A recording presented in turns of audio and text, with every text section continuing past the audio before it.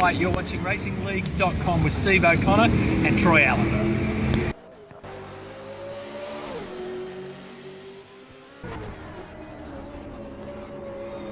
Five of the V8 Supercars series live from Winton Motor Raceway. Alongside me, I've got my co-host Troy Allen. Good morning, good evening, Troy. Yeah, good morning, good afternoon, good evening, Steve. Looks like there'll be a crack here at Winton. Yeah, looks like it's going to be a cracking race. Are you on Whisper or not? And One second.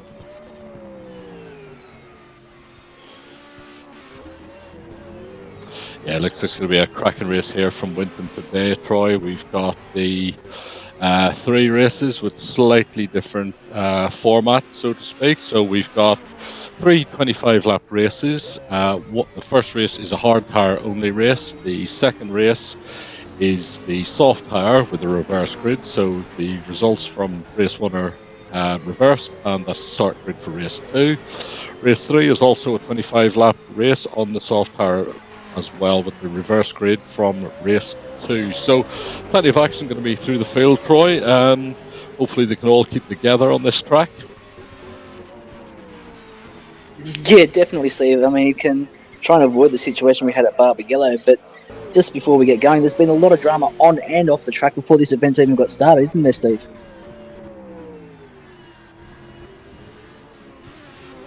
Cars champion Rob Herbert is unable to take part in the rest of the season, so that blows the title race wide open at the minute.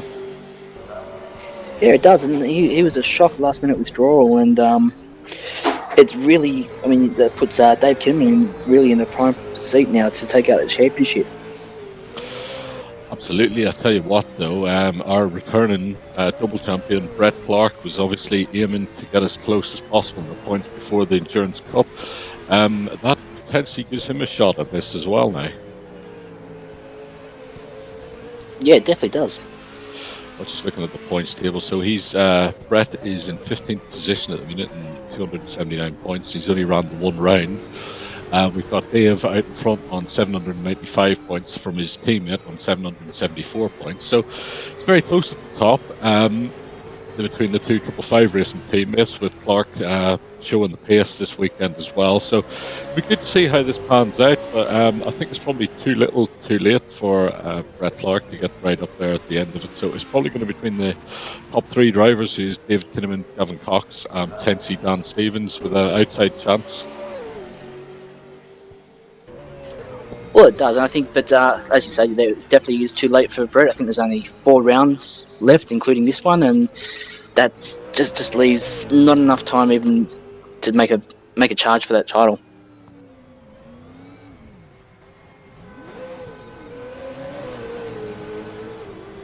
In each race, they just keep knocking out the results that they have all year. He's got no chance, but you know, it's still mathematically possible. So let's keep an eye on that for the rest of the season. So really unfortunate to lose Rob.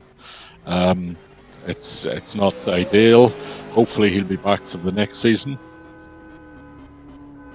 Look, one can only hope, and it really does rob yourself and me and the viewers of what could have been an absolute cracking battle to watch between reigning champion Rob Herbert and a previous champion in Brett Clark. It really would have been. We've all been chomping at the bit to see how these two would go head to head. Yeah, absolutely. Okay, so on to round 5. So we're over the halfway distance, Troy. It's been a pretty eventful season so far. There's been plenty of new faces, plenty of new people out front as well.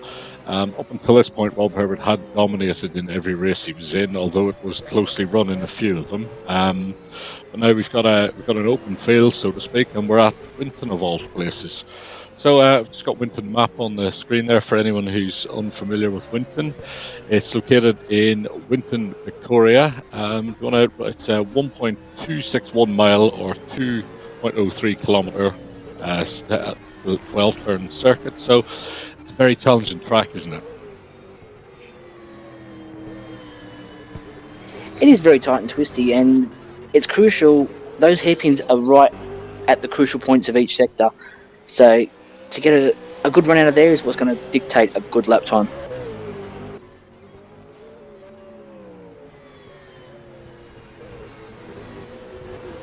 Forced to use just the hard tire.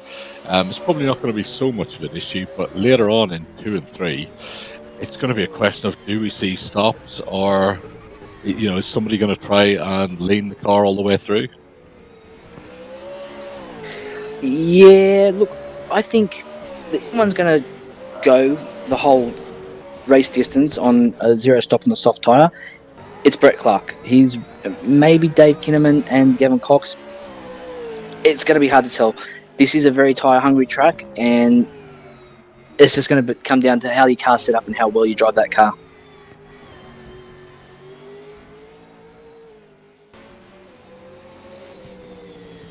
Interested in that because of the starts, as well as any potential overtaking moves, because you get that nice wide start and then you funnel down into one, and there's literally room for one car through there. So we're expecting a lot of action through 1 and 2, bit of bumping and banging. Another thing for this round, and for all rounds following this as well, is it's 100% damage. So you stick your car in there, you got to be prepared to keep it together, or you're going to end up with damage and straight to the pits. Well, that's exactly right, Stephen. I was the unfortunate beneficiary of that this morning in the Euro League. There was some overzealous driving on that one, and I got the meat in the sandwich, so to speak, and put into the wall, and next minute, the race is over for me.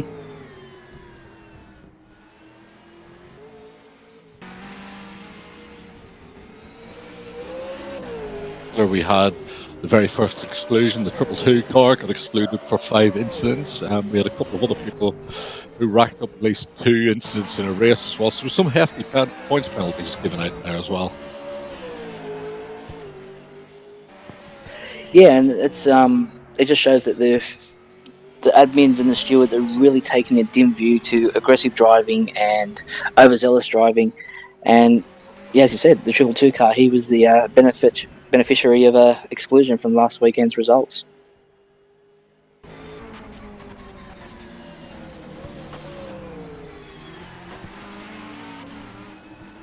Version of the V8 Supercars, which includes the FDX and the new Commodore as well, which are a bit more refined. Tell us a little bit about the FDX in particular. That's the car that dominated the actual season last year as well.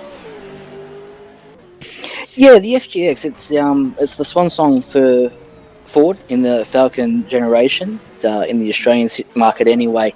The FGX, really the only difference there is it's in the front end, and their road-going versions have got been beneficial to get a supercharged version of their V8, which still isn't quite as powerful as the good old Commodore there, Steve.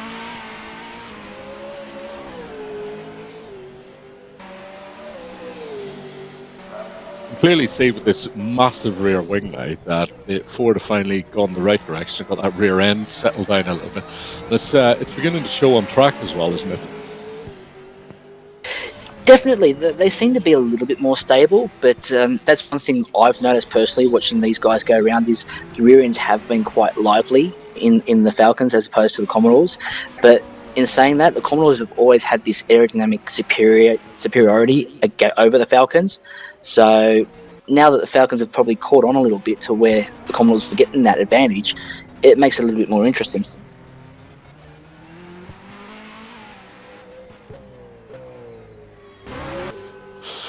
We're just breathing through qualifying quite nicely at the moment. Our qualifying format is just straight 25 minutes. There is no top 10 shootout today, so it's straight into the race after this one. So a little bit of pressure off for people in qualifying today, yeah? Yeah, definitely. And I mean, it's you've got numerous chances to make a mistake, and you can afford that mistake and go back, reset the car, try and find something in it, go out and have another shot. Whereas top 10, there's so much pressure, and I felt it this morning where I was running 122s consistent through qualifying. Top 10 comes around, and next thing I know, I'm running 24s. So top 10 really does sort the men from the boys.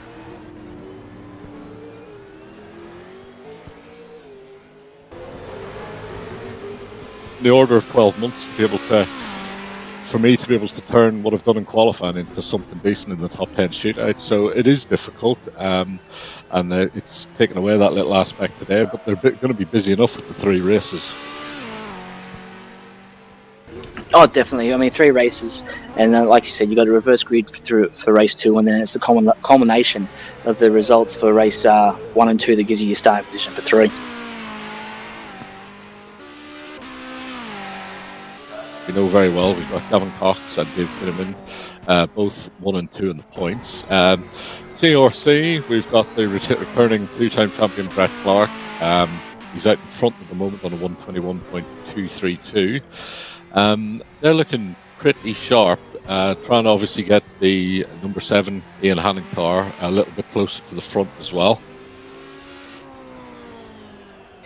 Yeah, it's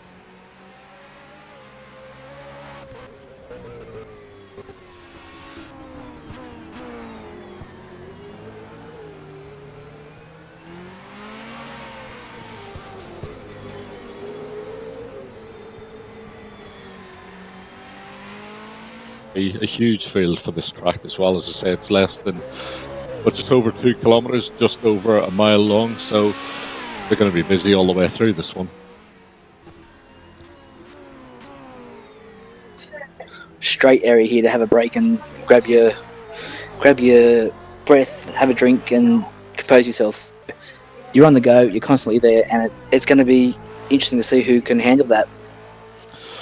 That's true. So just moving, we've got Dan Stevens on screen here in the 33 car. He is 3rd in the points, but it has been a less than stellar season. So I had a bit of a chat with Dan last night to see what his issues are, and it's the drivability of the car. He says he's suffering with the setup isn't doing what he wants it to do. He's not getting as much feel through the steering rack as he normally does, or requires indeed, to be able to get those lap times out of it. But he's still thereabouts. Yeah, he is, and Dan's making a car work for him. He's there, and I think now it's going to be a struggle for him not having that teammate to keep his composure or bounce ideas off. Now it's going to be a telling time for Dan as a driver to see where he goes with his career. Yes, it's not so good being out front in a 1-car team. You definitely need the second car to bounce ideas off and to try and drive both of you forward. So it's going to be a bit of a challenge for Dan. We'll see what happens after this round. But he's, as I say, he's thereabouts. He's just popped himself up in the 4th position overall there. So let's take a look at a team that's close to your own heart there, Troy. Your own team, Team BSA. This new livery and the bright green flashes and wheels as well. The cars are looking pretty good. I believe you've got a bit of a partnership with ASR now. Yeah, we do, Steve, and it's been one that's been forming over the last 6 months or so between myself and team owner Bruce. We get along quite well. He's was the original guy that did our skins for us, and he's done a magnificent job here on the new skins. He did the research into Drift School Australia's previous cars and found they had the green rims, and he implemented them without talking to me, and I think he's pulled it off, and they look amazing. They really do.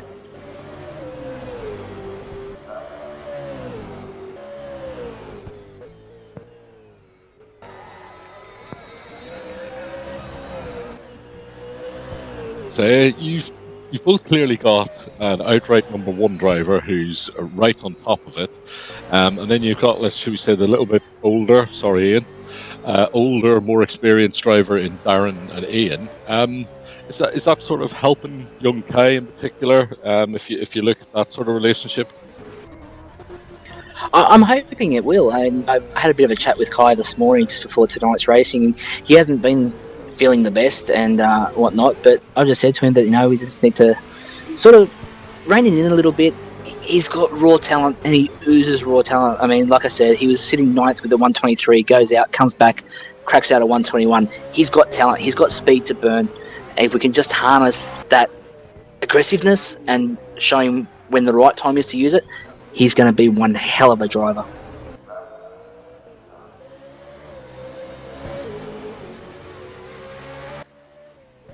We're now getting control, we're getting a little bit of thinking as well around pit stops and stuff. And he's definitely maturing as the season comes on. So coming Enduro Cup and next season, I'll definitely be looking out for Kai to be right up there. I do. I strongly agree with you, and I think that it was a godsend for myself and Team Driscoll Australia that he approached us looking for a drive, and I thought we'll give him a shot, and it's been the best decision of my life. Really, it has.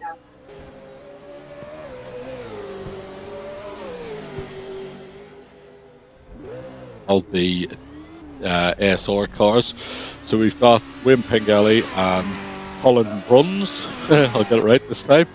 I did some testing work with them last week. Obviously, I joined ASR for the Euro Series. We did some work with them, did a little bit of setup, tweaking and stuff. And as soon as we got the car feeling how both of them wanted, which was actually slightly different for each driver, they just banged out the lap times, and it was looking pretty good.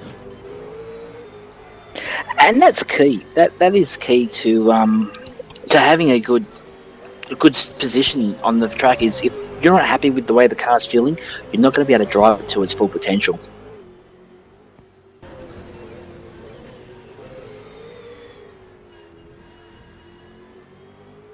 The two drivers require different things from the car as well. You know, the handling isn't quite well. Wayne and Colin were, for instance, a good example is what we were working on with Wayne's setup. Colin found a lot of oversteer in it as well, so we just tidied that up for him a little bit, and now they're running pretty much together. So it's something other drivers need to look at as well. As well, don't try and mirror what somebody else is doing. You need different requirements from your car to get the speed out of it.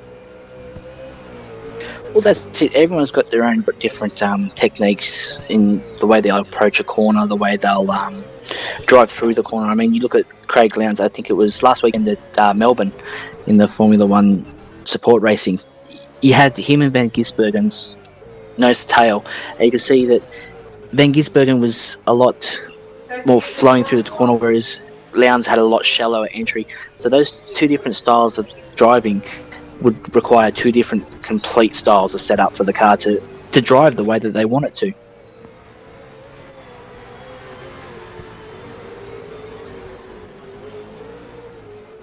And you couldn't find two driving styles that were as polar opposites. I mean, Brett loves an understeering car, put a bit of oversteer in and he's in trouble.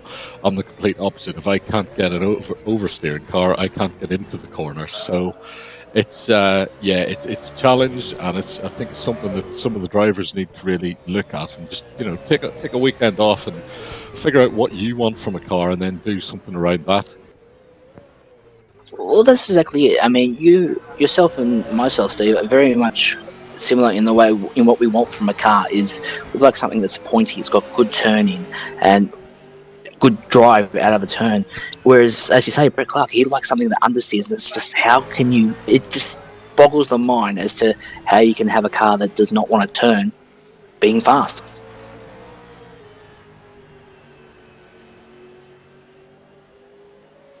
Into your setup, just find out what you want from a car, and you will go forward.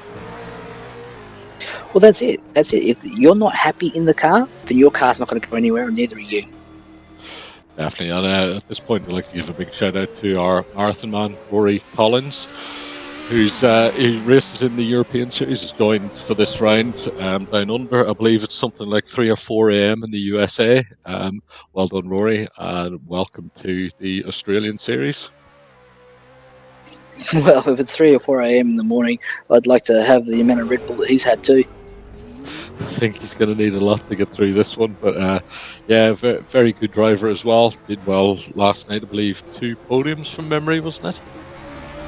I think it was. He was sensational last night, and I actually was ahead of him in the first race, I think it was, or the second race, and of course I had one of the mechanical failures of sim racing and dropped out. But yeah, the way he was on pace last night was absolutely incredible. He was very hard to catch.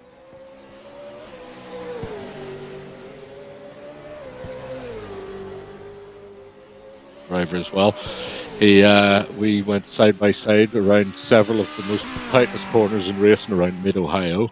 No touching whatsoever, and he made me work for it. I think it took 4 corners before I was able to actually get past him. Yeah, he was sensational. And just speaking in that, what about yours and Thor's battle last night? That was cracking to watch as well. Yeah, I got snookered on the last corner of the last race, which is well done to Thor. That's another driver who last night just threw down some pace that was phenomenal, especially late in the race as well. I think he was running at one point towards the end of the race 2 seconds a lap faster than I was, so I had just completely ran out of tyres in that last corner, and he just got me, which was annoying, but well done.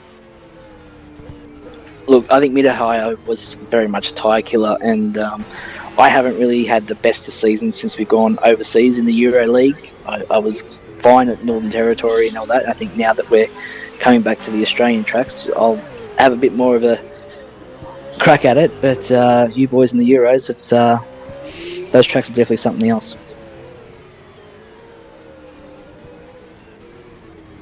Because, as you say, it's the tracks.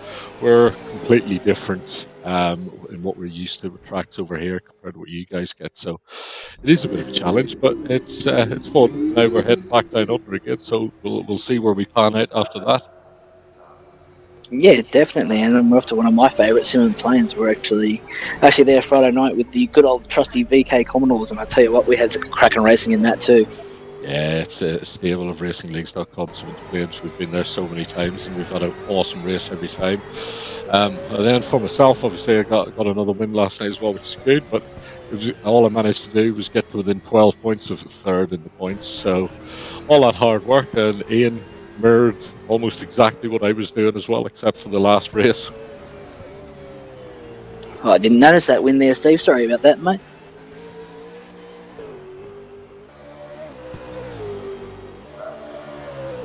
Final stage of qualifying. In first position, we have Dave Kinnaman. Second, Kai Turner. Oh, actually, hang on. That's completely wrong. Sorry, apologies. Put my foot in my mouth. In pole position at the minute on a 120.390, we have Brett Clark. Second place, 0.865 seconds back, Gavin Cox. Third place, Dan Stevens. Fourth place, Dave Kinnaman. Fifth place, Kai Turner. Sixth, the first of the Volvos, Jason Cooper. Seventh, William Pengelly. Eighth, Colin Bruns. That's a good showing there from SR. That work's clearly paying off. Dan Ricard Powell from Vegemite Racing 9th. Darren Goosey, DSA 10th. Ian Hannon, GRC 11th. Chris McCall, Jandal Racing 12th. The only Oranga Racing car for tonight, Roger Clark in 13th. The second is Vegemite Racing Holden's 14th, Scott Ainsworth. Matthew Mitz in 15th in the Falcon. Nick Winkler in the Mercedes in 16th. Rory Collins 17th. Lord Johnson 18th. Yeah, and there's quite a mix of talent throughout that whole field there, Steve.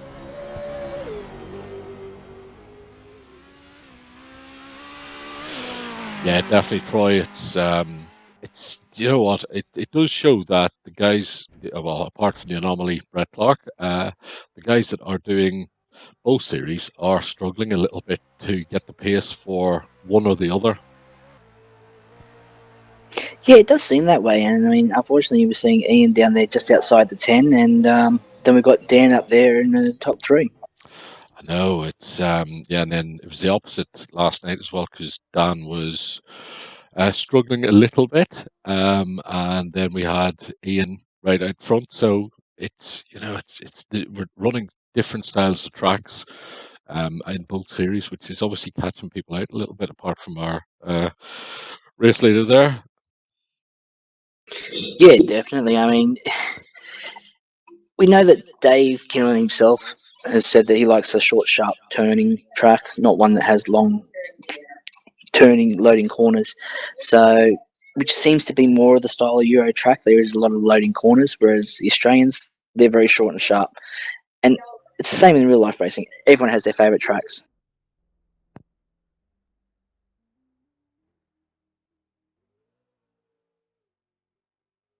seconds to the clear of second position, and that's pretty much one of the biggest gaps in the field, to be fair. So, is this one over already, Troy? I wouldn't say it's over before it's begun, but it's a long way there. Definitely. So this is the hard tire. They've qualified on the soft, I would imagine. So we're not going to see times around the 120s. We'll probably be down 21s would be the fastest, I would imagine. So interesting to see how the tire life goes on these cars as well, and what the fuel loads are like as well. So you should be able to do this on one tank, shouldn't you? Oh, easily. I think it's probably about 82 liters to get a full race done, and but we've also got the introduction of a new starting technique. Yes, we do. So obviously for TV, we're trying to make things as good and as realistic as possible for everybody. So they're actually going to have a proper starting procedure wherein they leave the pits when it goes green and drive around and park themselves on the grid. So a bit of a pre-formation lap, if you like, so we can have a little bit of a look, see what the drivers are at, who's where. It adds a little bit more realism depth to it, doesn't it, Troy? Definitely does, and it gives us a chance to run through each driver individually and just let you know what happened sort of last round for them or this round for them, and just even a little bit of a background story on the team.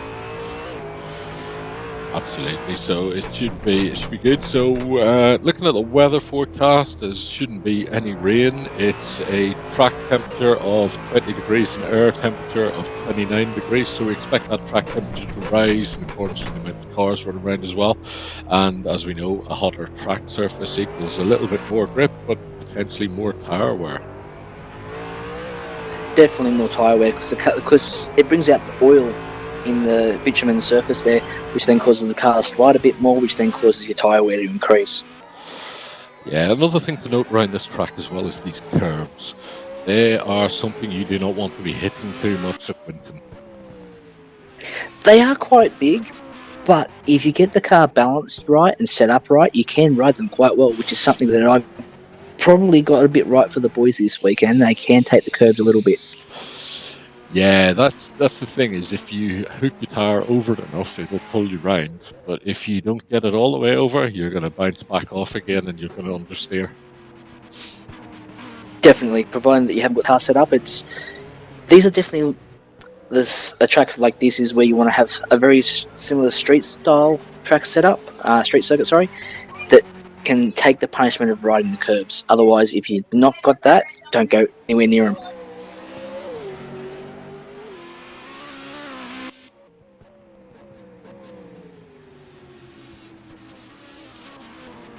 So everybody's into the 10-minute warm-up session now. There's some 6 minutes just over left. They're using this section of the race to try and see what the car does under full fuel. Just check out generally everything's working as expected and get themselves psyched up for the first of the 25 lap races.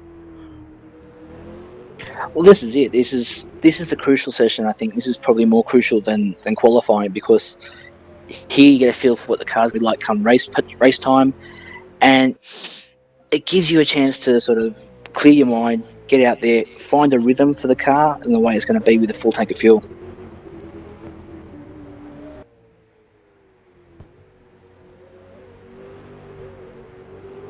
So the times, it'll be interesting to see what sort of grip they're going to get out of the hard tyres. Last night at Mid-Ohio, for instance, I actually found the hard tyre to be a lot better than I was expecting. I think I was 0.3 off my outright fastest on soft with the hard tyre, but what I did find was when we got to 70% grip remaining on the fronts, I was gone.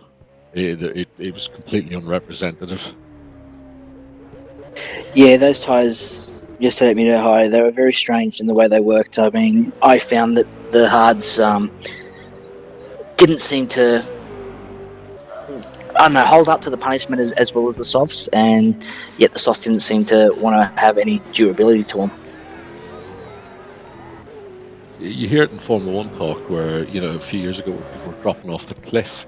And I literally, I could watch the tyre indicator hit 70 and I knew I was dead.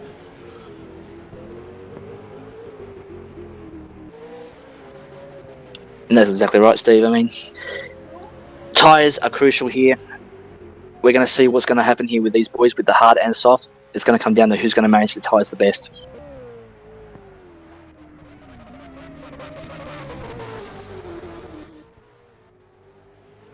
1.7 seconds back. Brett's just crossing the line now. Let's see if he's sort of improved that time as well.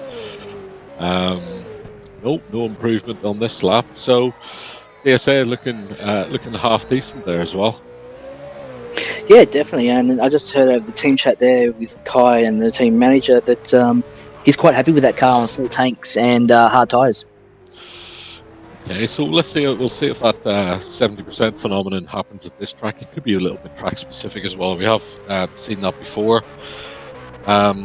So see how we get on. It's going to be an interesting race, that's for sure. Definitely will be. And it's looking at the top 9 cars at the moment. It's 6 seconds from front to just the top 9. So quite a big gap there. Yeah, definitely, but we don't know quite what they're testing as well at the minute. So I believe we've got our steward is back in now. So I'm just going to take a quick break for a minute and we'll see if we can get hold of Bruce. Are we off air, Steve?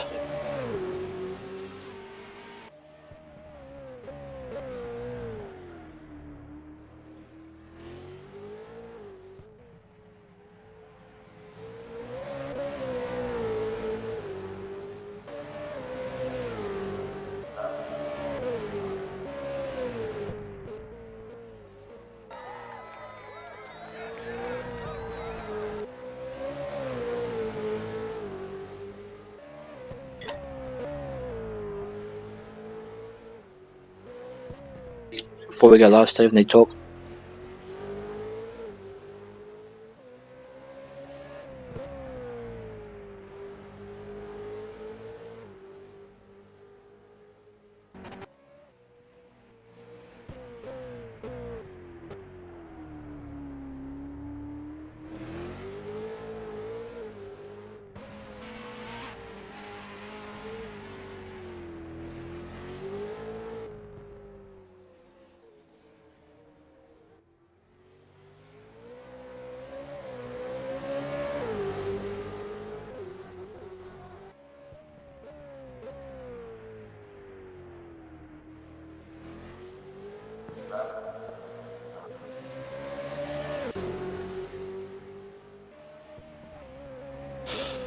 We get into race 1, so let's see if we can raise the stewards on the radio.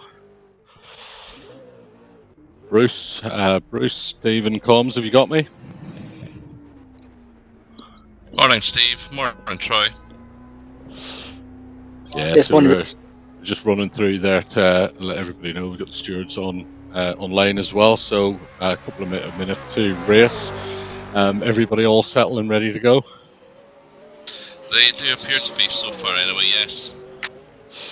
Good stuff. All right, well, let us know if there's any issues and keep us updated and we'll have a good race. No, fingers crossed there won't be any issues this race. 100% damage if there is, they'll be out. It'll be a fun race anyway, especially in turn 1, 2. Definitely. Okay, Bruce, we'll speak to you in the race. No problem. Okay, so that's Bruce Duncan, our live race steward there. So he's just getting keyed up and ready to go for the start of the event. We're on the last lap of the warm-up session. So there's quite a few laps run in this session, Troy, which is more than I would say normal. Yeah, definitely. I think a lot of the boys are taking the opportunity to just get a feel for the car and see what it's actually going to do with full tanks underneath it. Definitely. So we're heading for our new start system in a minute. So just hang with us. Matt White, you're watching Racing-Leagues.com with Steve O'Connor and Troy Allen.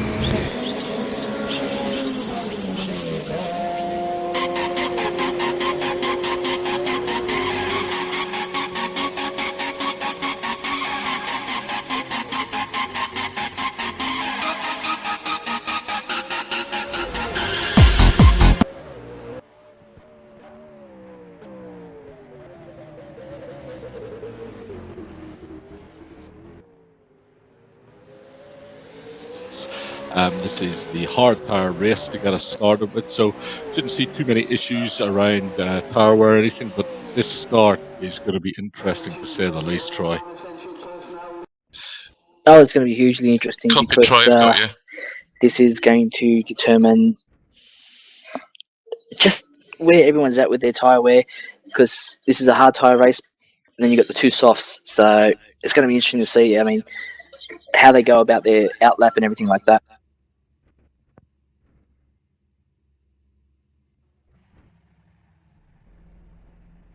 Dan Stevens, David Kinnaman, Kai Turner, Jason Cooper, Wayne Pengelly, Colin Bruns, Dan Ricard Pavel, Aaron Goosey, Ian Hannon, Chris McCall, Roger Clark, Scott Ainsworth, Matthew Mitz, Nick Winkler, Rory Collins, and bringing up the rear of the field, Thor Johnson.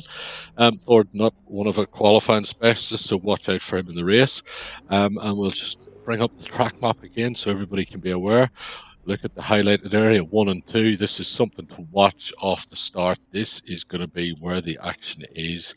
There's 100% damage, so just like real life, if you go and hit something, it's going to hurt.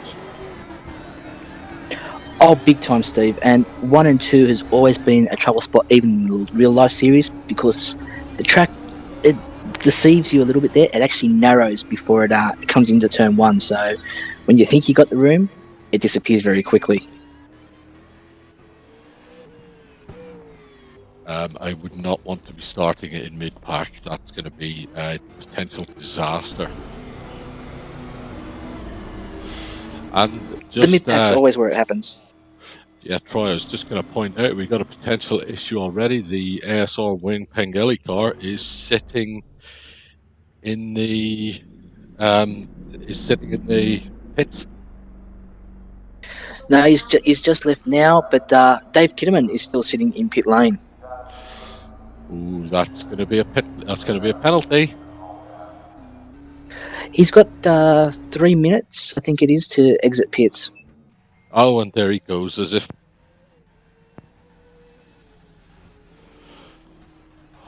Or not. He's just reversed back into his garage, so I'm not quite sure what's going on there. He's playing peekaboo, Steve, I think is what you'll find. You want to be careful playing peekaboo when you're leading the points. You don't want any issues, so I'm not quite sure what's going on there. Maybe he's having a little bit of a technical hitch. Oh, there's the Shell Helix car rolling out now as the first of the cars are coming to the grid. So long as he clears the light at the end of pits, he should be fine. So it is flashing green as he's rolling up to it. Let's see if he makes it out. Yeah, and it looks like he's just made it out. Oh, that was a close one, Troy. Yeah, definitely. He's going it to the last minute there, but just flashing back through the field and all the new liveries and everything like that. Seems the Vegemite team forgot to pay their painter, and it looks like he's got his 3-year-old to write Vegemite on the side of his bright yellow car. Scott Ainsworth. Yes, they had a lovely looking car as well previous to this, so should be ready for the next round, I would have thought. Yeah, look, it's unfortunate to see that. Obviously, the painter's been working overtime and didn't get the car done, but we do know that they do turn out a cracking car there at Vegemite Racing. And looking at the back of the field here, Steve, it's interesting to watch because you're seeing the faster guys coming around on this reconnaissance lap and having to go round, and it really gives you a sense of immersion. Definitely, yeah, it is just like it. So yeah, it's after you. The Colin Bruns car is trying to get through to its spot there as well. Oh, look at that! It looks like a pot car lot. Oh Jesus! It's just you got Wayne Pengelly. I think it was Dan Ricard there and Matthew. Oh, there's just cars everywhere. Come all the way through as well. He's just slotted into the 3rd spot on the grid there now. So we're waiting on the Kinnaman car. He's got to make it all the way through. Oh, and we've got a little bit of a mix up here. The Rory Collins car's having a bit of an issue getting in. So very tight grid, but yeah, definitely adds to it. Dave Kinnaman, let's watch Kinnaman trying to pick his way through this. Oh, and he's stopped. What's going on here? He's trying to work out the best way through, and he's going for the grass. Good call. When in doubt, go on the grass. Why not?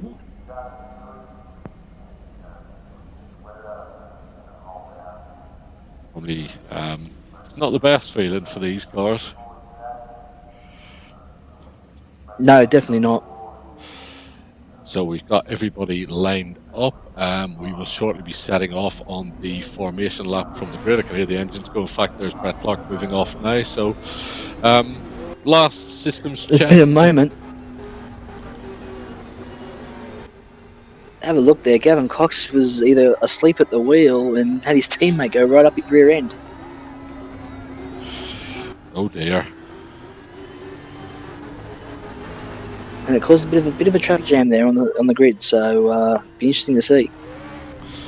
Yeah, definitely adds something else for the drivers to work out and get their way through. So we've just got Clark leading them round now. Dan Stevens, interesting, is slotted in second. So yeah, the Gavin Cox car didn't move initially.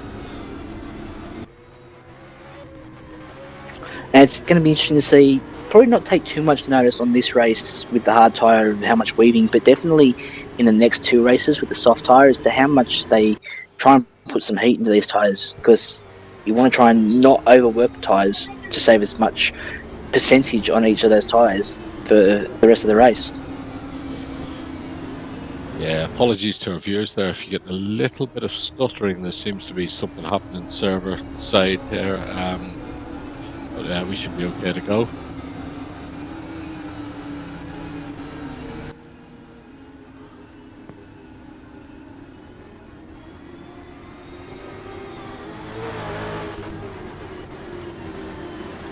And this, Steve, is now basically the calm before the storm. What do we got? 18 V8 Supercars ready to rumble, and it's not a long track, but it's not a short track either. Yeah, so just coming around turn 10 now, up the Falcon Straight, heading towards 11 and 12 onto the Pit Home Straight, which is where the grid positions are. So Brett Clark is just heading towards 11 now. Got the track map up there for the viewers so they know where they are. Yeah, it won't be long now until we see exactly what happens with 100% damage, a tight start, and an awkward first corner. That to me says it's a recipe for disaster. And anyway, and it will no doubt keep our very own Bruce Duncan, the steward, very busy off the start. So let's see how willing they are to behave themselves off the start. Otherwise, I'd imagine a yellow will be appearing pretty sharpish. There, look at Clark. He's just slowing everything down so he's not sitting with the engine idling too much. And they're just nudging into position there. So should be locked in very shortly, and we should hear the start bell. So yeah, Brett's moving forward into position now. I think this is due to as soon as the leader's locked in, everybody else has got 15 seconds to get in their grid slot, so that's why he's just backed down a little bit there. Yeah, it's very... Here we go. The bells are on. Oh, Gavin Cox has missed the start again. Green, and there we go. Yes, Brett Clark is off and running. Let's see what's happening behind Dan Stevens down the inside of the Falcon there, and straight into second position.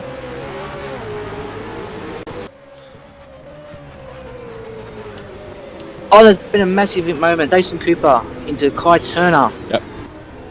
Ooh, that looks a bit nasty, that one.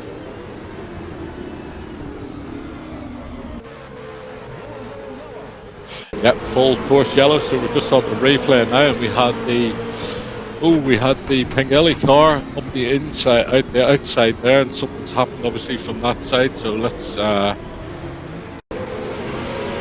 a look. And yes, there was a little bit of rubbing with the Pengelly car there coming in, and that's just knocked all three cars out there as well. Was it the 222 car against Steve? I think so. Let's just watch it again. I'm not quite sure if it was just a little bit of crowding coming in. Yeah, 222 wasn't using its right-hand mirror there. That's a bit unfortunate. He was on a warning too. Yep. Let's see what shakes out of that. So we're into yellow flag straight away. So first position, Brett Clark managed to clear off nicely. Second position, Van Stevens got the jump on Gavin Cox off the start. Did hear a yellow call, but it doesn't look like the pace car's out. They did call yellow, did they, Steve? I did hear yellow, yellow. Yes, there's a pace car. Brett's just caught up to it now. Okay, so a quick rundown. Let's see where we are. So Brett Clark in the lead. Dan Stevens, very good second. Got a nice jump off the start. Gavin Cox didn't get that FGX off the line as well as possibly could have. Dave Kinnaman fourth. Dan Ricard Pavel fourth. Colin Bruns sixth. Ian Hannon seventh. Scott Ainsworth eighth. Darren Greasy ninth. Roger Clark 10th. And then the unfortunate people in the accident, Wim Pengelly is in the pits making a stop. Jason Cooper is back on track, catching back up to the back of the field. Kai Turner as well. So unfortunately they're in 15th, 16th and 17th position, so not ideal start. No, definitely not. And you can see Wayne Pengelly there, who's obviously taken damage out of that. But over the team radio, Kai Turner was lucky enough to escape without any damage, and it seems Jason Cooper as well hasn't sustained damage in those incidents.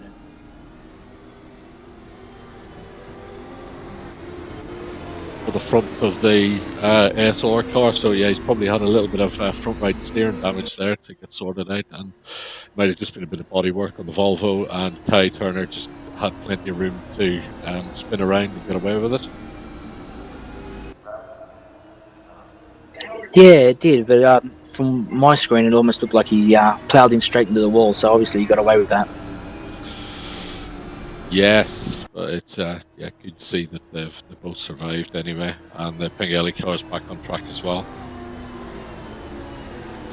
So, reset again. We got a little bit of a better start this time, or when it goes green, obviously. There'll be line astern of the pace car, so shouldn't be as many issues into turn one as there could have been, shall we say? Well, no, in theory there shouldn't be as many issues because there's not everyone trying to fight for position side by side. They do say that safety cars do breed safety cars.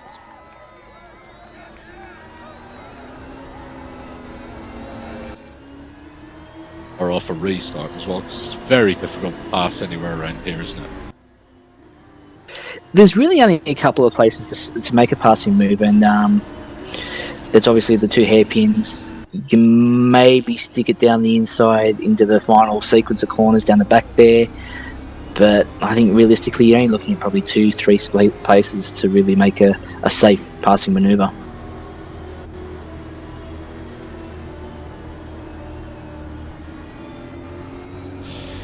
He's keeping that very, there's not a lot of moving around behind the car or anything as well. He's not trying to keep any heat in those cars, so are they going to have issues with the hards? Well, judging from the body language, especially on Brett Clark's car, that they could be. It could be. But in saying that, is Brett playing it smart and not putting any extra stress on the car and waiting for that one lap warning before the safety car is going to peel off to get heat in the tires? Yeah, could do. We can just see in the rear view mirror there, the field stretching out behind them as well. One of the usual positions right out in front. So we've got 2 laps down, we've 2 laps added on, so this race distance is now up to 27 laps. I would imagine that this will be this lap, and then the next lap will go green, I would say.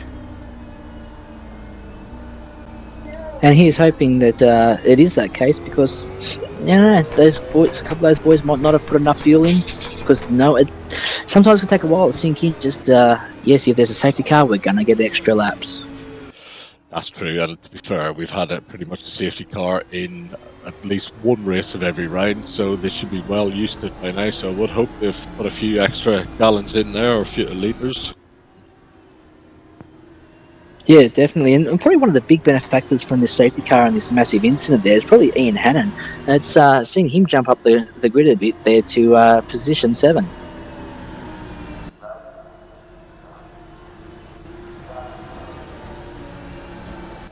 Roger Clark, I think, has made up 5 positions. Rory Collins has made up a stack of positions. He was second last on the grid. He's up in 11th. Thor Johnson is up to 14th from dead last as well. So hasn't done as well as Rory, but it's some people are moving through.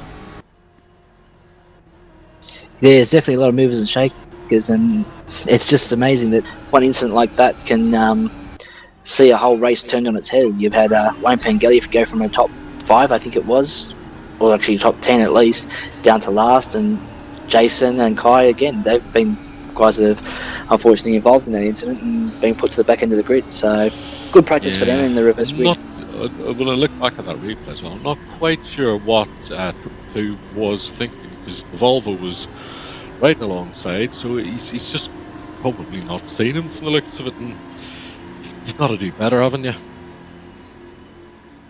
Well, realistically, in these cars, you haven't got much of a view of what's behind you or beside you. Wayne's coming up on the cars. He's got the best view. Really, he probably should have gone on the brakes a little bit earlier, pulled out of the move, let those two go side by side. Because 3 into that one ain't going to work.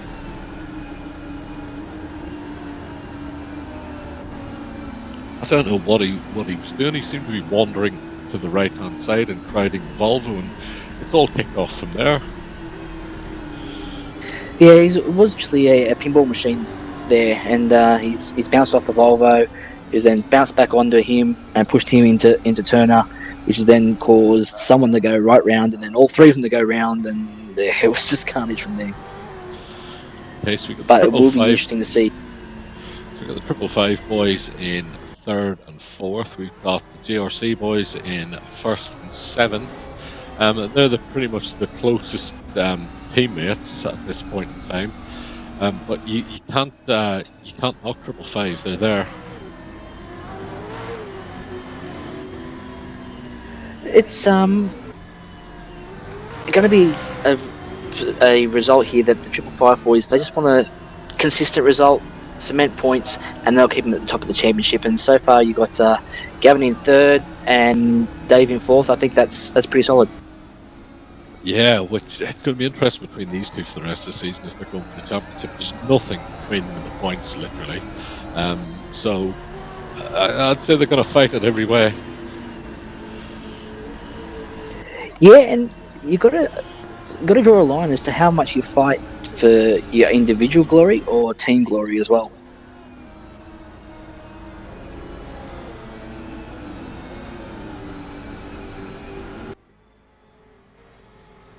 So we should see the safety car disappear off shortly. So they're just lining up again. Again, there doesn't appear to be any warming of tyres or brakes at this point. No, and that does surprise me, because these tyres will have cooled out quite a fair bit, considering where they could have been if we had it been green all the way through. But yeah, there's definitely no extenuating wear on these tyres yet. No, unless they're going to leave it to they get around close to the start finish and then do it. Well, let's just see how Brett's restarts is. You've got Dan there. He's definitely get some heat in those brakes and some heat into the rear of the tyres. So we got Dan there Dan Ricard Pavel starting up. Gavin Cox starting to warm up. So a few of them are now getting into it. Yes.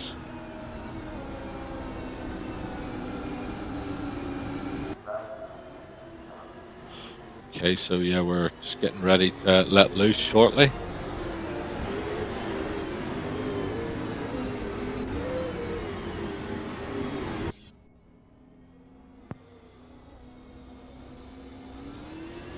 Listen, he's gone already. Yeah, he backed him up and then jumped it early. And seemed a bit taily coming out of the final turn there onto the straight. Yeah, he almost went on the halfway up the back straight there, but Dan Stevens was well aware of that one. He's gone with him. Yeah, those two are gone. Gavin Cox caught sleeping again. I don't know. It's just Gavin's restarts seem to be sloppy today. Yeah, they were in the last round as well, which is unusual for Gavin. But yeah, these two are clearly got something to sort out, so they're going after each other. Yeah, definitely. It could be something interesting to watch.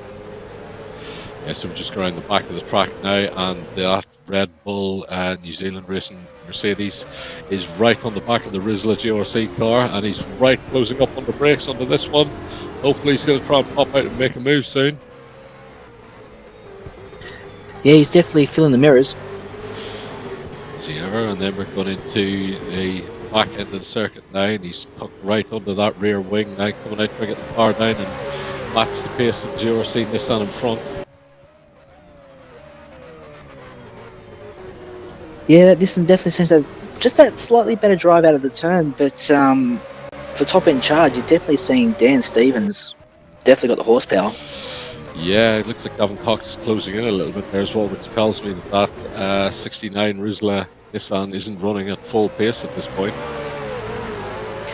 Clearly, the pressure tyres haven't come up to pressure yet. Must have a lower starting pressure in those tyres than the rest of the field, because the rest of them are all over him.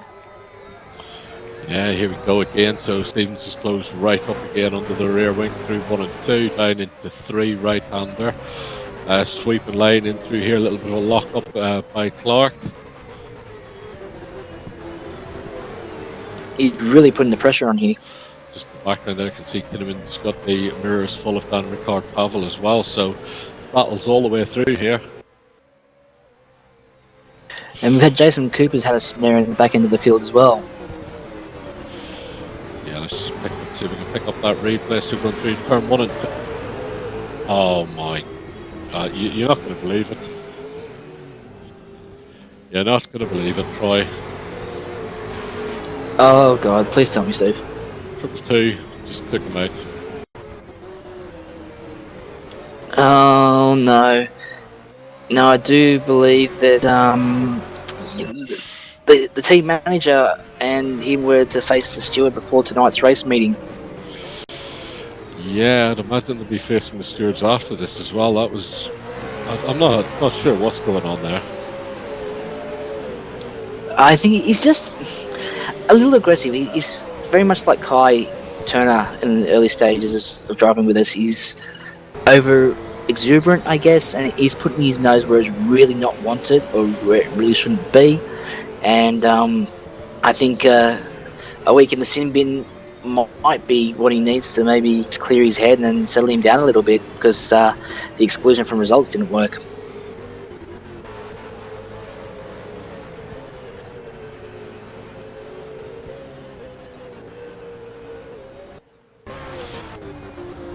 Be interesting to see if we can get a chat with the stewards, see if there is going to be a drive-through issued for the 222 Cup.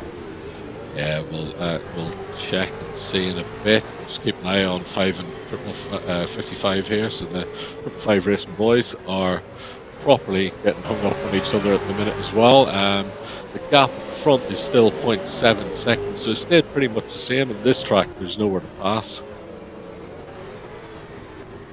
Yeah, it is very much a hard track to pass. You've really got to be very picky with where you try and make your pass, because there's probably only 3 spots, as we said earlier on.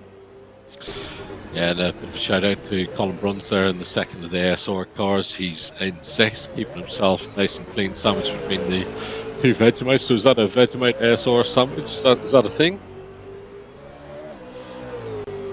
Well, you could have Vegemite on ASR.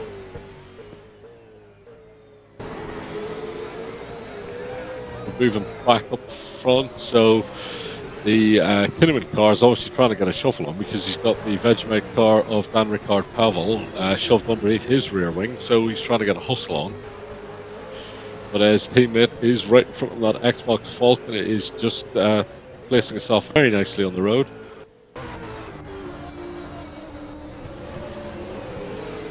Definitely, and the gap between Dan and Brett seems to have stabilised, maybe even grown a little bit. So obviously it was just a case of Brett's tyres coming up to temp and up to pressure.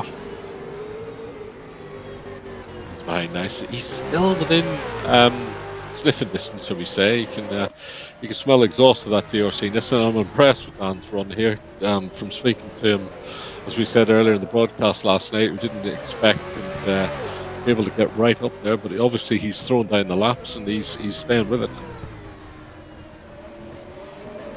Yeah, definitely, and he's definitely getting a good nose full of that E85 fresh out of that Nissan GRC Rizzler up front there. But it's it's an interesting battle. I mean, is Brett really conserving tyres, or is Dan just really right on pace?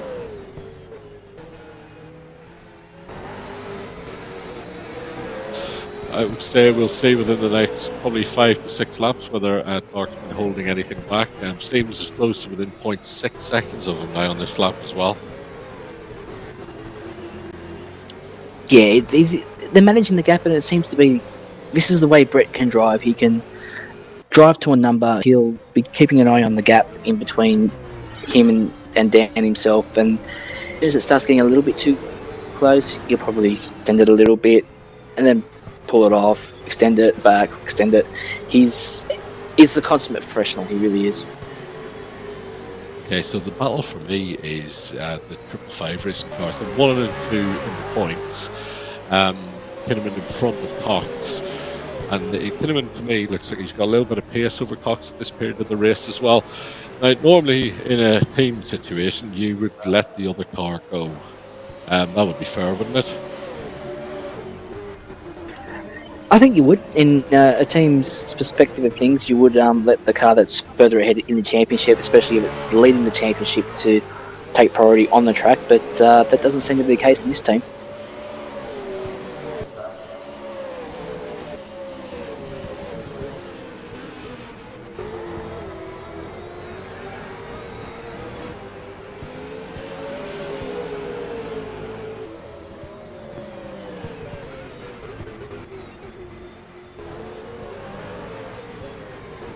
Close attention on the back of that Shell Helix Racing Falcon FGX. It's good to say. So we'll do a little bit of a through the field. So out front we have Brett Clark in the GRC Racing Nissan, holding a 1 second or thereabouts lead over Dan Stevens. Dan is finally showing the pace that we expected all year in this Red Bull New Zealand Racing Mercedes-Benz. And then we come to the 3rd and 4th place cars, the 555 Racing team with Gavin Cox and Dave Kinnaman, who are right on the top of each other and probably starting to slow each other up as well a little bit. So it'll be interesting to see how that battle develops. Then first of the Vegemite Racing cars in 5th position, the Dan Ricard Pavel car, 6.5 seconds off the lead. So showing good pace, doing very well there. And in 6th position we have the first of the ASR cars, the Colin Runs Rockstar Energy ASR Holden Commodore, holding a very nice pace all on his own there. Been an incident at the back end of the field here between Darren Goosey and Chris McCall, and Chris McCall car seems to be slowing, whether it's a redress or he's actually got damage. Yeah, just trying to get the replay of that, but it looks like we've caught it a little bit too late. This is a little bit of action in the back of the field there. Ah, yes. McCall's just tagged the left rear quarter of the DSA car there. Spun him around. It cost them both a little bit of time. So back car through the field. We've got the second of the Vegemite Racing Commodores in 7th position. Ian Hannon in the second of the GRC cars in 8th position. And again, a shout out to our marathon man from the States, Rory Collins. Rory running in a very nice 9th position, coming from second last on the grid. He's got himself up to 9th, Roy. That's a drive and a half. That's a very, very solid drive, considering that the fatigue that he must be feeling today.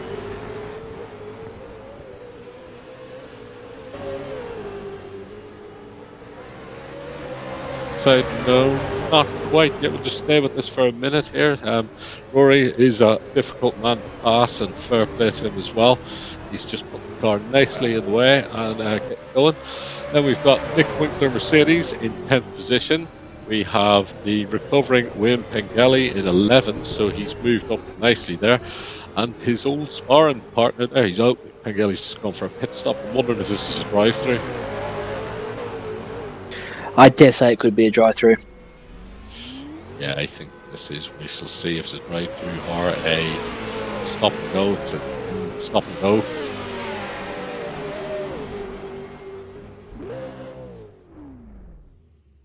Yeah, just checking the time and just watch him in here, see if it's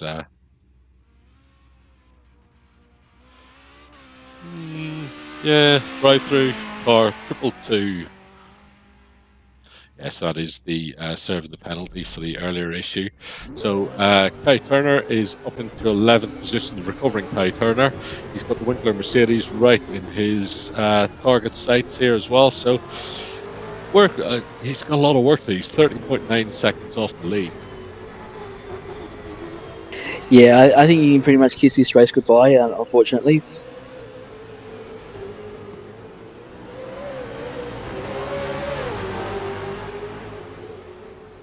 Out of that corner, trying to get on the tail of that Mercedes. And as with all sorts of racing, once two drivers start racing each other, they start falling off the car in front. So Rory's Collins has been able to clear out by about 2 or 3 car lengths, while Kai Turner is taking all of the attention of the Winkler Mercedes there. Yeah, definitely, and it's always sort of the domino effect of slowing up because you're watching what's going on behind you, or the guy in front of you is not so. Darren Gracie's just spun off on his own. Looks like he might be stuck in the sand trap. No, he's got a rolling again. That was unfortunate. He got himself right up behind his teammate there. He's rolling through now. Nah. It's a shame. Yeah, it's a bit of a shame there. So just Cooper's made his way back up to 14th. Ford Johnson is in 13th in that Red Bull 888 Commodore. It's strange there. I did note last night as well. I was wondering why our Swedish driver has moved away from the Swedish car. Yes, it would be interesting to find out an answer to that one. Is he not quite happy in the Volvo? Yeah, it was a strange one. He did look like he was happy at the time. So we're just looking at the Pengelly car down in 17th now, and it's seriously affected him this one because his best lap's a 124.8. Which is nowhere near the pace that I know he's been running all week. Yeah, definitely, and obviously he's lost his rhythm, and these cars are very much a rhythm car. If you don't have your rhythm on song and you're not hitting your points, they're not going to do what you want them to do. They're not going to run the times. I think another thing that we allude to every so often as well is mind management. You've got to put behind you what's happened and move on. And Wayne's had obviously several penalties from Barbagallo. He's got involved in a first lap clash and he's got involved again. So I imagine he's pretty uncomfortable with himself inside that car. But at this level, you've got to put that behind you. You've got to forget about it and drive like nothing has happened to a certain extent. Obviously, you don't want to go running into people again, but you really got to get over it and get on with it, haven't you?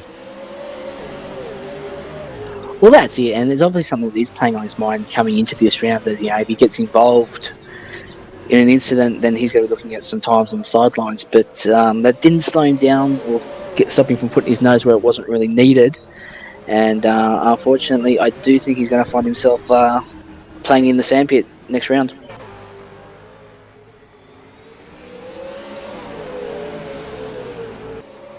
And it's the same as every incident he had the week before, where he just seems to run in deeper on the brakes than the car in front and just pings it up the rear. So definitely braking technique he needs to take a look at and work out. Yeah, I think he needs to try and... It's more probably the overtaking than his braking. When you're following a car so closely behind, probably what I found is I tend to roll out of the throttle a little bit earlier and then brake. That way I'm not as close to the car in front, but I'm not running the same speed, so I've got more of a chance to hit the brakes. It's my technique as well as I'll start to... Oh, and we've got Kinnaman trying to get around the outside of Cox. These two are going at it, and they're holding each other up as well, which is unfortunate. One of them needs to make a decision here whether they're going to fight it or go for it. And he's right coming down the back straight. Kinnaman got a bad exit there, unfortunately. A little bit of oversteer coming out, but he's moving for the inside to try and get the last... Trying to get a run out of this corner down this short straight into turn 11 and 12. Is he going to pop out from behind him? It looks like he possibly is. Yeah, he's popped out, but then thought better of it. Oh no, he's down the inside now. He's down the inside. He's down the inside, and they've cost each And that's other. given... Yeah, it's given the Vegemite race car almost a run there as well. That was a gutsy move. Yeah, that wasn't the best of team management. And down the inside comes steaming down is the Pavel car. Oh, they backed out of it. Oh, there's some tight racing up the front here, Steve. That definitely is as well. So Kinnaman is gone and clear, but this is the danger of when you're so close in the championship together as teammates as well as these two are. There's hardly a thing between them. And as for the actual title as well, they're fighting like they're not teammates.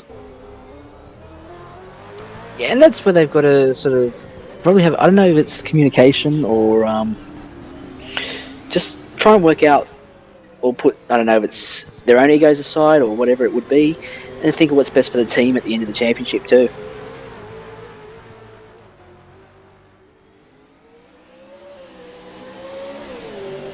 But if the car behind is faster and is able to make a move, you've got to let it make a clean move. So it's letting them fight, but within reason. Oh, definitely, and I think. And here we go. We've got the Vegemite racing car down the trying again. This is going to go on. Yeah, Dan Ricardo Pavel has clearly got pace to burn this weekend, and he's really pressuring Gavin Cox there in the car 5 FGX Xbox Falcon. Yeah, those show the 55 and a hell of a lot more pace there as well. But as I was saying, going back to it, we always said, if you're starting to hold up the driver behind, the team comes first. Oh, definitely. The team always should come first in that respect, and I think probably some time ago, Gavin probably should have maybe let Dave through because he was clearly showing a lot more pace. Definitely, I would have, but let's not knock Gavin. Not meaning to. He's every right to be out in front as well. It's just when you start to drop in that team aspect as well, it's something they need to think about as well. Is because Clark's running away with the race, so you want to be able to fight him, and it looks like Kinnaman potentially has the pace to get up there. I think Dave did. I think if Dave had been able to clear himself, not saying it was Gavin's fault that Dave didn't clear himself. Dave's got to take some of the ownership there as well for not being able to give himself the opportunity to clear Gavin. I think you could have found that Dave really could have pushed Brett and possibly even taken the win.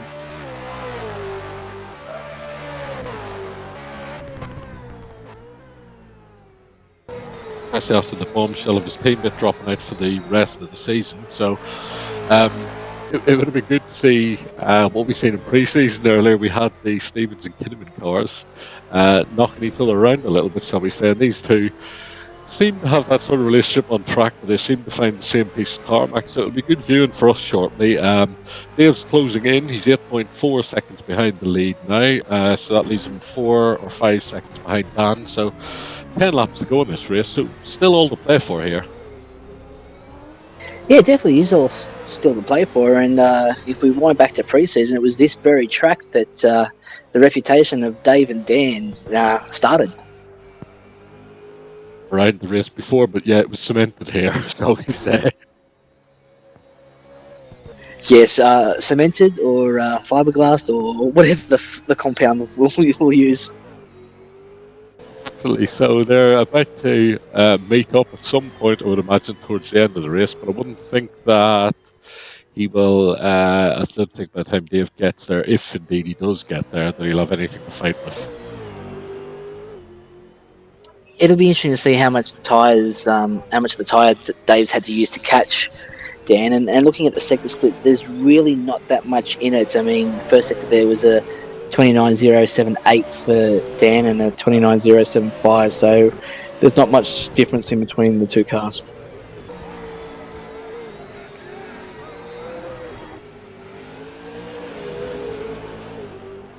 On every lap, I've noticed that the Vegemite car closes right up and makes a serious bit of time through the first section of this race. Is that the one of Dan Rickard?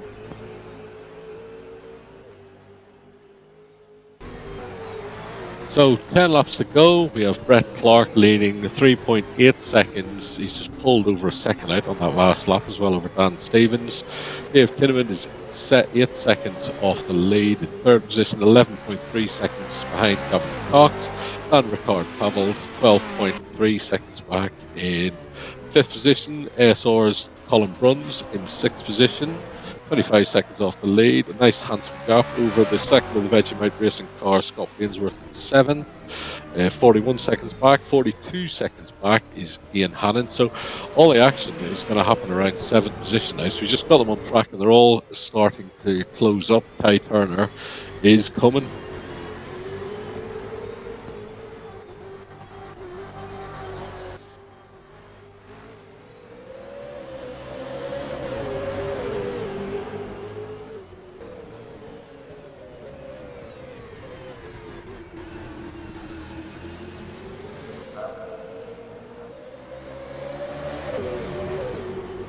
Car is squaring up to try and push these two along. Yeah, he's lining him up here, Steve. He is as well. He's not going to get through turn 1 and 2, I would doubt, although he looked like he was going to make a move. Is he down the inside? Yeah, he's got in there. It seems as Ian got on the power a little bit too soon and just had the tail wagging down the straight. Easy done around here as well. That's unfortunate. Ian's going backwards. He was up in fifth at one position. He's back down to ninth. Now Kai Turner's recovering nicely as well. Took a nice tight line through that when he's setting up the Vegemite car for the exit. This is a very, very classy drive. It's something that Kai's obviously worked on. He's definitely picking his way through the field, whereas in previous events we've seen him just sort of probably get a bit tangled up. Big lock-up coming in there as well. He's just run a little bit wide, not as cleanly as he'd like, so it's a nice tight left-hander now. Vegemite car's running out. Kai's right on the inside of the curb. He's got a good exit out of that one. He wants to get in closer again, coming down this short chute here. Don't try and overtake. I wouldn't bother at this one. Get him on the exit. Yep, he's just lined them up nicely. The Ainsworth car has moved to defend, which is going to cost a speed. And there we go. Kai is lined up nicely now behind this one. A little bit of oversteer coming out of that one, which is unfortunate. Just cost him. This could be an interesting battle because Scott Ainsworth definitely putting his car in a good position to keep Kai behind him, and Kai's definitely got the pace there to put it past him. So this could be one to watch. He does as well. He's just going to have to work on it a little bit harder there. I think he got a little bit of oversteer coming out of the turn 9, I think it was, coming out, which just cost him all the way down that straight, and then the straight following that as well. So he's just got to get back up on it, set him up nicely through this section here. But in saying that, Steve, we've actually got Dave Kinnaman is now only 1.4 behind Dan Stevens.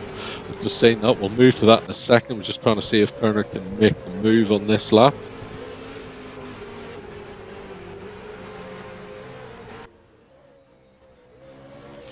Here we go, he's just starting the setup now through this part. He's locked up again through there, which is not ideal, but he's kept the grip. He's just ranging up on the back of that yellow wing now of that Commodore. He's nice and tight through there, let it run out, get a bit of pace. Set him up through this section as well. Ainsworth defended early, and he's defending again straight away. They're side by side, Turner's on the outside. Turner's on the outside, he's got nowhere to turn him. Ainsworth outbreak himself, and Turner's up through and away. Oh, brilliant. So let's move to the fun guys, as it's going to be shortly. So we've got Stevens 7.2 seconds off the lead. Kinnaman is a further second back. We've got, 6 laps remaining? Yeah, I think it's just shy of 6 laps, and the gap is diminishing. Last time round, Dan Stevens put in 124.6 as opposed to Dave's 123.9. So look out, it's on.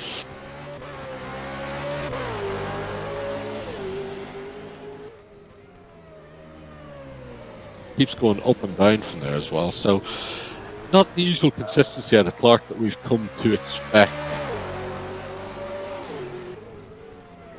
I don't know if it's consistency or he's just managing a gap.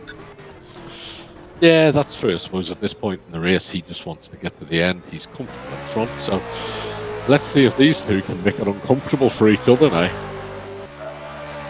Well, they're definitely close enough to, but in saying that, on that lap round, the gap did extend out to 1.7 or 2 seconds almost. So we're just jumping inside the Shell Helix Falcon now as well. We can see the Red Bull New Zealand Mercedes just in front as well. See how this car's behaving itself for this lap. So far so good. He's hitting the curbs a little bit harder than I would have liked. They're potentially using him to drag himself in. Yeah, it could be a technique he's using there, but I don't know. Maybe Dan did have a bit in those tyres left because he's definitely turned on some pace and opened up a bit of a gap between him and Dave. Yes, we just jump inside the Mercedes here and see how it's handling in reference to the FGX behind. Yeah, it's definitely one to look at. It's pretty smooth as well, and you know what? You can still see the Brett Clark car in front, and that's an unusual thing to say.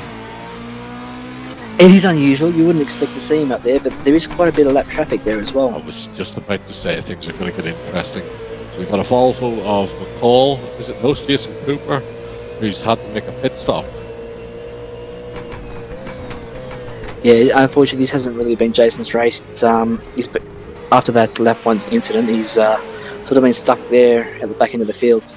So he's got through Rory Collins. Rory has dropped right off. He's made a pit stop as well, which is unfortunate for our marathon man there.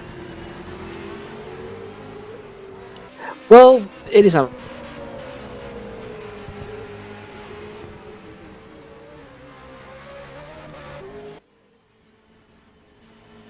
of a mistake over the curb there. He's down the inside though, and he's got away with that, I think. Yeah, he's clear. Just looking over at the Gavin Cox and Dan Ricard Pavel battle. That was a hell of a lot closer a couple of corners ago, so I think something's happened there as well. And Dan's probably just overdriven those tyres. Now we've got Kinnaman and Stevens together, so we've got 5 laps remaining. Yeah, I think it's about four laps. It'll be 4 laps this time.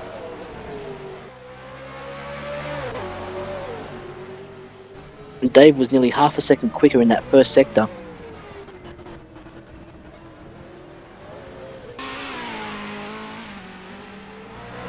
There's lines, whereas the Merc is taking a more sweeping line through the corners. So interesting to see when he gets right on him, which is going to happen on this lap.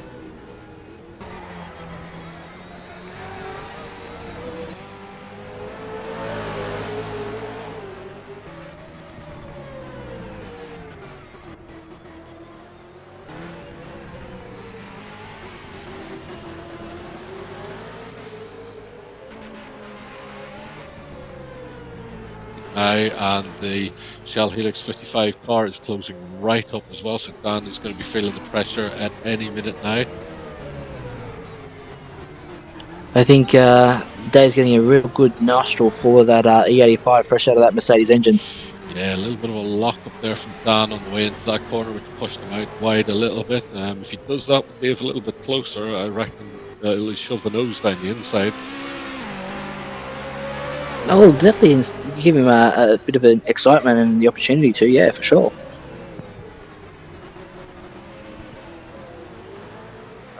It's going to be roaming up on very shortly indeed. This is the chance for Kinnaman to make a move, so he's starting to set him up now, find out where this car is the weakest and try and take advantage of that. And that's what you want to do. You want to try and get there a lot sooner than this to have a look at your guy in front and have a look and see where he's weak, where he's vulnerable, and where you can make him move. Definitely. So they've caught the Volvo in the worst possible place as well. There's nowhere to pass around these next few corners unless Volvo allows it to happen, which, as we said, was a steward's ruling for the lap cars to hold their line. So it's going to make it even more difficult for these two to get past. Well, that's it. All this is going to allow is Dave to get right up on the rear bumper of Dan, and there he is. He's just stepped to the side. Both through. Nice work there from Jason Cooper, I must say. Yeah, great driving from the back marker there, but these two are right there, and Oh, there's an this is going to make for a there's an very interesting. accident up ahead. I've just seen the Wicklow Mercedes spin. It's just come back on track, so they're going to catch this one quicker than they would have expected to. 3 laps to go.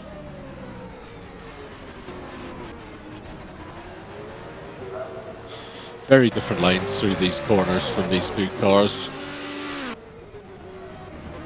Yeah, that is, and it just shows what I was saying earlier in the broadcast about how different setups for different style of drivers. Dan Stevens up a little bit. Kinnaman is right under the rear wing. Is he going to try and make a move into turn 1? There's no room at this point. No room at the end there. But, Dan Stevens ran wide. Oh no, back on track and they've hit each other. And he's tagged him. Tagged him. Oh no. Oh no. Oh, they both pushed each other off as well. Pull the brakes, lads. Come on. Gotta go, Dave. Gavin Cox has just gone through. Oh my. How many times do we say it? Gotta watch that on the replay. It's the Winton curse for these two. So just watching the replay now. So we're going into turn 1. Dan braked potentially a little bit later than he should have. He's locked up, ran off. Come back on track, bounced over the curb and tagged the 55 car. And then they should have both held the brakes rather than run each other off. It's costing another couple of seconds. And yep, not the best. Not the best. I think it's probably an unsafe re-entry there from Dan, knowing that Dave was so far close behind him that he was going to be there when Dan re-entered the track. Looking at the replay there, he was fully locked up coming over that, and we've hinted at these curbs before at Winton. They're massive, and he's just clipped it, and instead of where normally he'd run over the curb and have grip, it's launched him. And he's a passenger at that stage, so not sure how the stewards are going to view that one, but hey. Yeah, it'll be interesting to see how it is viewed, and I mean, I think maybe Dan got a little distracted there from the pressure from Dave being right under his rear wing, and the end results in the replays.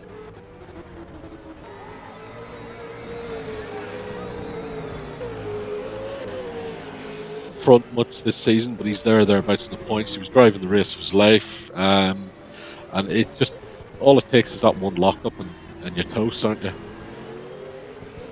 Yeah, definitely. Now, I'm missing something here, Steve. I'm sure that Dave Kinnaman got away from that incident in front of Dan, but for some reason we've got Dave Kinnaman back to 4th and Dan up to 3rd.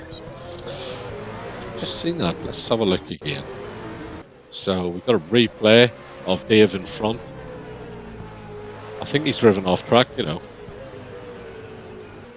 So yeah, he's clearly in front of Dan at this stage. We're coming around. He's got a bit of a wiggle on coming in. Yep. Oversteer to understeer, snapped off and ran off the track. Yeah, clearly his focus is in other places. And we have ourselves a winner. Mr. Clark has taken out the win once more from Gavin Cox in 2nd position. Dan Stevens should be coming across 3rd.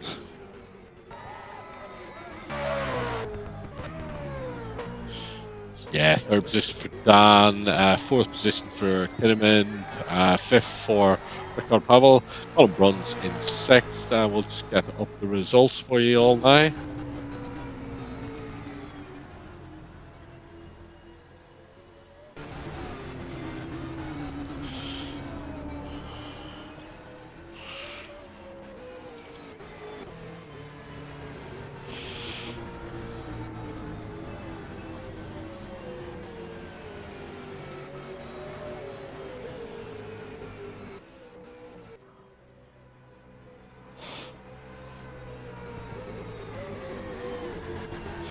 So there we have it. Race 1 is in the can. That's the hard car race out of the way at Troy. We have Brett Clark winning from the very fortunate Gavin Cox there, the unlucky Dan Stevens, and unluckier Dave Kinnaman.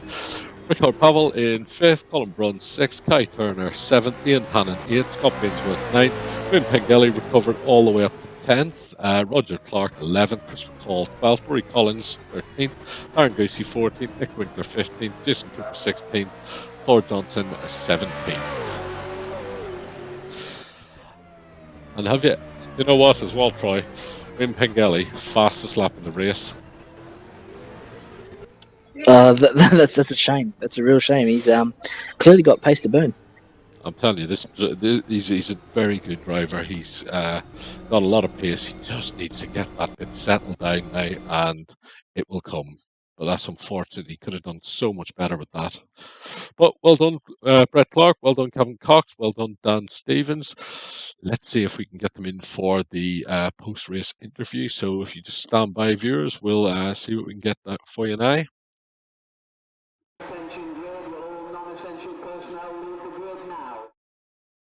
Hang on, are they moving straight to race?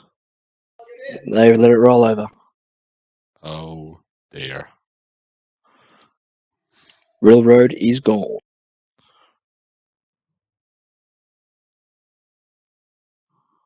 Brett moved in from the lobby by Steve. Ferrari moved in from V8 Supercars by Steve. Dan moved in from V8 Supercars by Steve. Welcome to our top three. Well done. We had race win from Brett Clark, followed by Gavin Cox and Dan Stevens. Welcome all three of you. Just a quick note for the viewers. So, Brett, race win, as expected? Not as expected, I don't think. We had decent pace. It's a shame Rob couldn't be with us today because I think he probably would have had the pace on me again. But yeah, it went well. Well, it certainly wasn't easy. Dan kept me pretty honest for the majority of the race, and then I think he must have had tyre trouble or something and slowly started to lose ground. But yeah, it was good overall. I enjoyed it.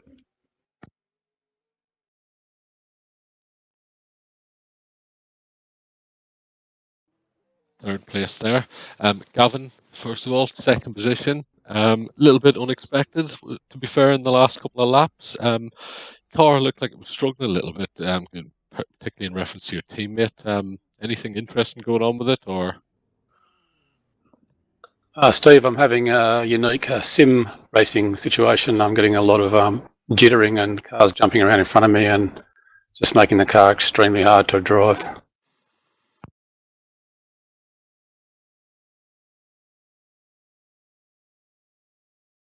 Gavin.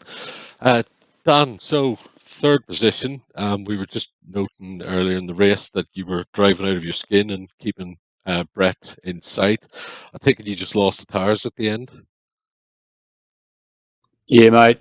You got to drive pretty hard to keep up with a two-time champion these days. So I did drive the rubber off the rims quite early, and then I just tried to keep that gap between me and Gavin.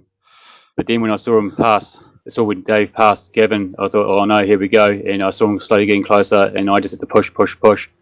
And then I went off track and on that turn one, and when you're on the grass, mate, it's just straight ahead and just hang on. And we came together once again.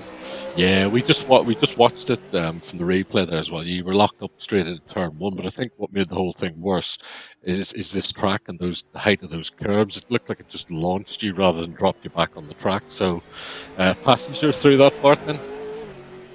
Yeah, yep. I'm pretty sure that I saw my own whites in my own eyes that time. It was pretty scary. You let Dave through to pick up the position, and then he seemed to understeer off himself further on around the track. So well done on picking up third, and best of luck to all of you for race 2, and hopefully we'll speak to you again. Cheers, mate. Hello, cheers, Steve. Brett moved to V8 Supercars by Steve. So Dan race moved to 1 V8 in the Supercars by Steve. can, Troy, and well done to everybody with that one.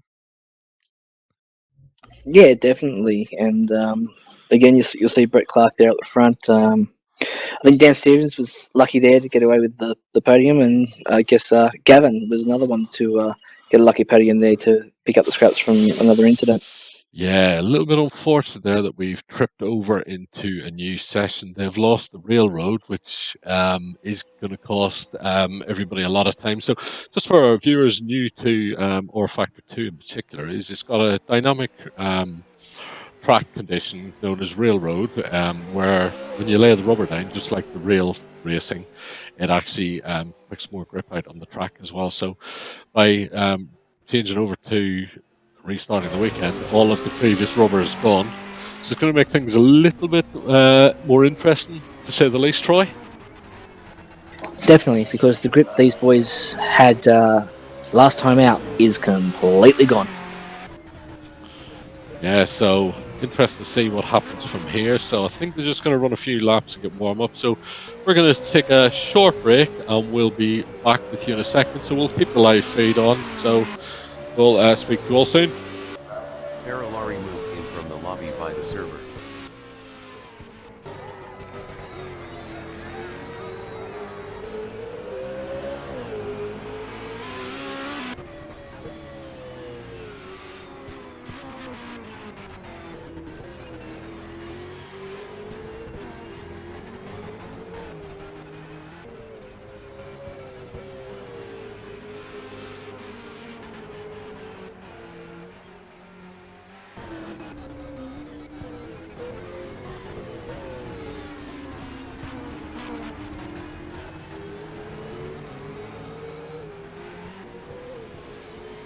Troy moved to the pits.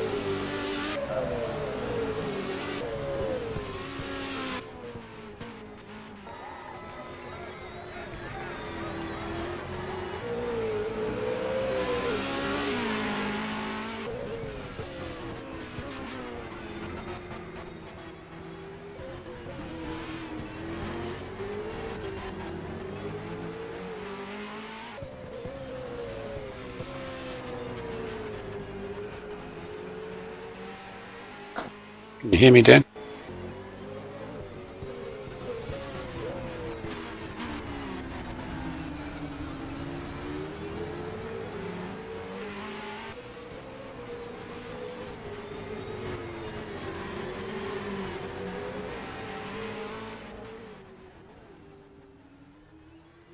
Ferrari moved to V8 Supercars.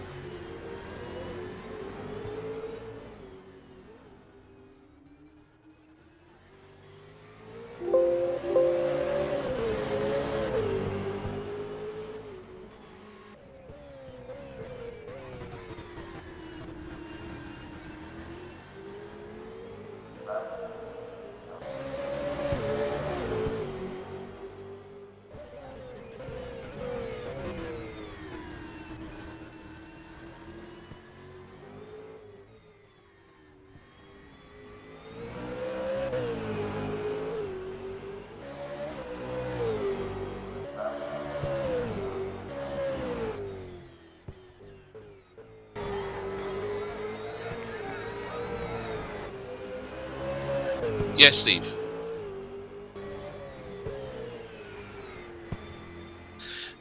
We're just about to go to warm up. We've given the guys an extra few minutes just for any technical difficulties, and they seem to be back in just now.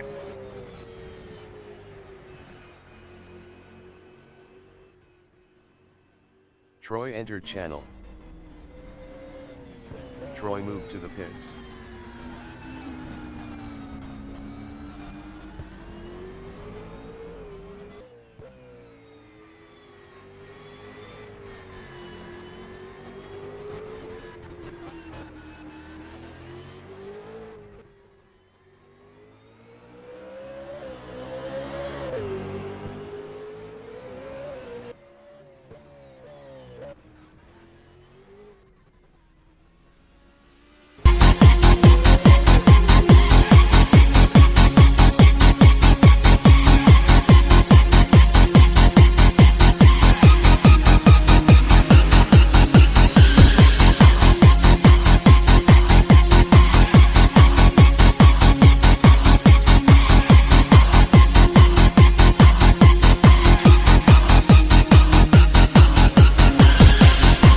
Steve, can you come and talk to me when you get a chance, mate?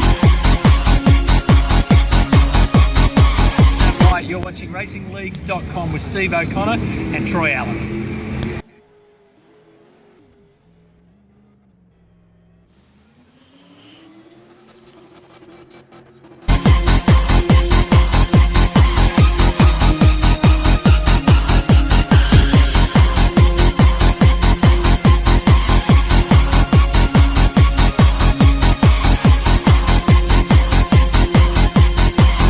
You're watching Racing-Leagues.com with Steve O'Connor and Troy Allen.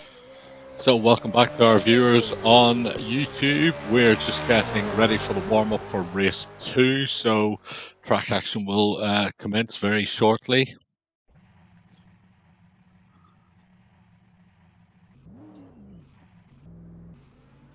So we're just speaking to Gavin Cox there in the post-race interview as well, saying he's suffering from some technical issues as well. So he did very well to pull second out of the bag there.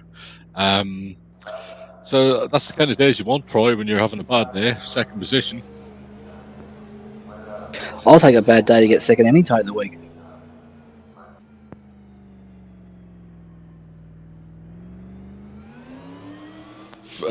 Period there with his teammate Dave Kinnaman.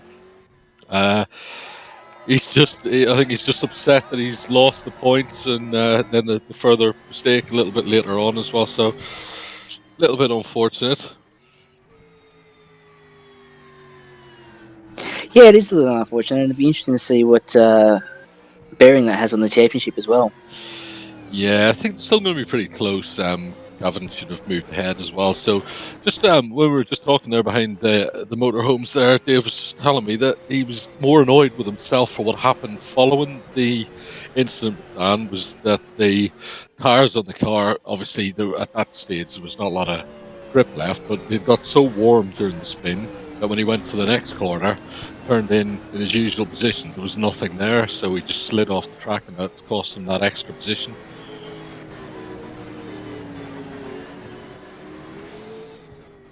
Yeah, it is unfortunate. I mean, obviously caught out with, I don't know, a lack of grip, I guess, or just maybe slightly offline.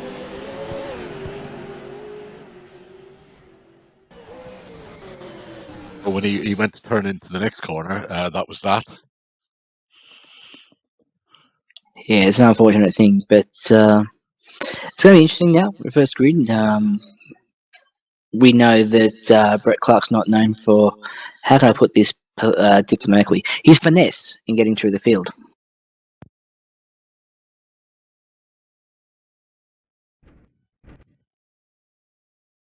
Position really, and how he gets there he's not bothered about, so good luck to him, but it does keep things interesting for us. It will, and I tell you what, one driver that I was very surprised with and very impressed with was Kai Turner, the way he picked his way through the field from after that incident. I mean, Kai of old would have been quite known to probably get tangled up in a few instances trying to get back through the grid, but he did well to get back the way he did.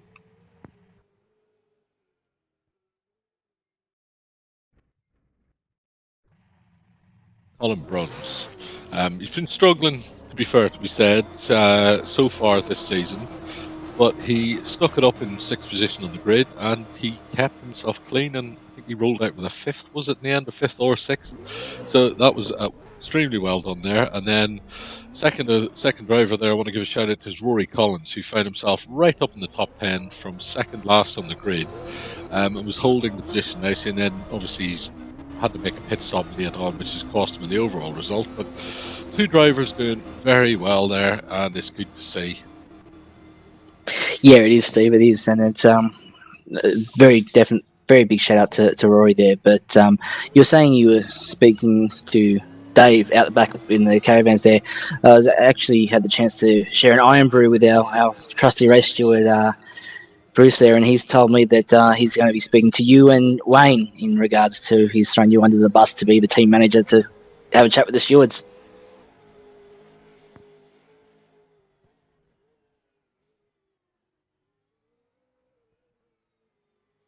Bruce, so no doubt that will land on my desk ready for next weekend. But you know what, it's just something we're going to have to work with Wayne on, is this braking issue. I'll look back there just when we were off air there for a minute, and it was turn 7 at Barbagallo. There was one and turn 6 as well, so it was 2 incidents there, turn 6 and turn 7. And when we were watching, we watched the brake lights of the car in front come on at, say, the 150 metre board, and Wayne's brake lights come on at the 100 metre board. And it wasn't an unsafe braking manoeuvre. He would have made the corner himself if no car had been in front of him. But he keeps getting caught out by other cars braking a lot further back than what he's expecting. So I think it's just something we need to work on there. But if he's able to brake as late as that, he's got a phenomenal braking technique. He just needs to sort of harness it, if you like, and get it together. Definitely. And I think that probably comes down to lack of experience in following another car, and he's still trying to maintain his braking point. Then he's not used to following another car, and that's another art form in itself.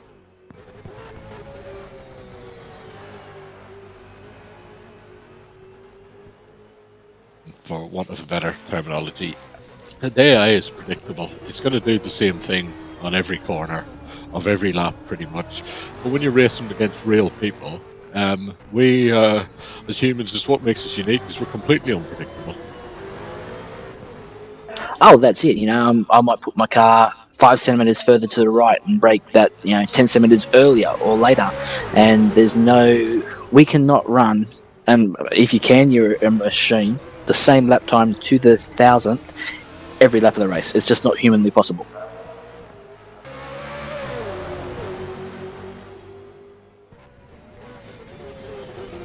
As well, so you're adapting to what your ability level will allow you to do corner to corner, and that might be different lap to lap.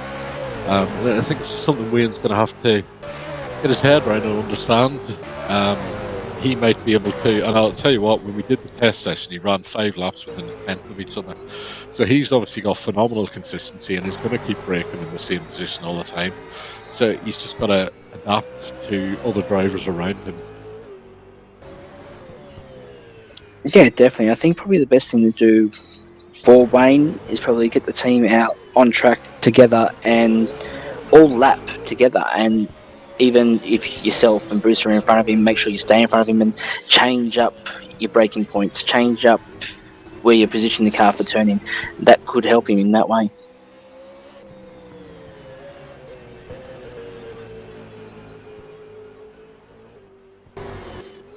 Happens from there, so yeah, it's unnecessary. So let's hope he gets together for the next 2 races and shows us what he actually can do. And I know he can do a lot better than this. So 5 minutes left of the warm-up session, and then we head into the second of our 3 races, 25-lap race, all on the soft tire.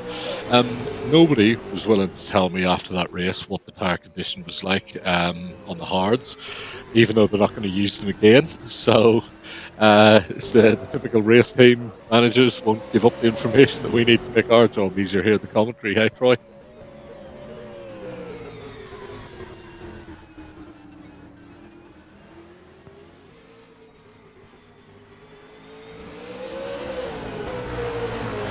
following another car, and he seems to be able to do it quite well in warm-up, so translate that to the race, and we're fine.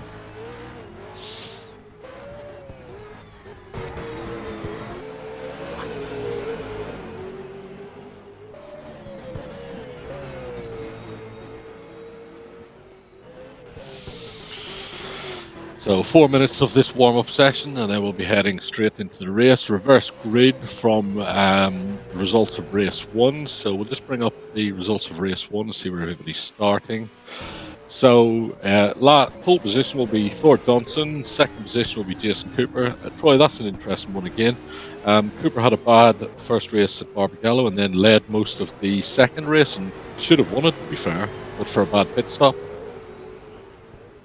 Yeah, definitely. And going back to Barbagallo, one person I'm very interested to watch here on with their tyre life on the soft tyre is Scott Spainsworth, because if everyone can throw their mind back to Barbagallo, he went 53 laps on the soft tyre.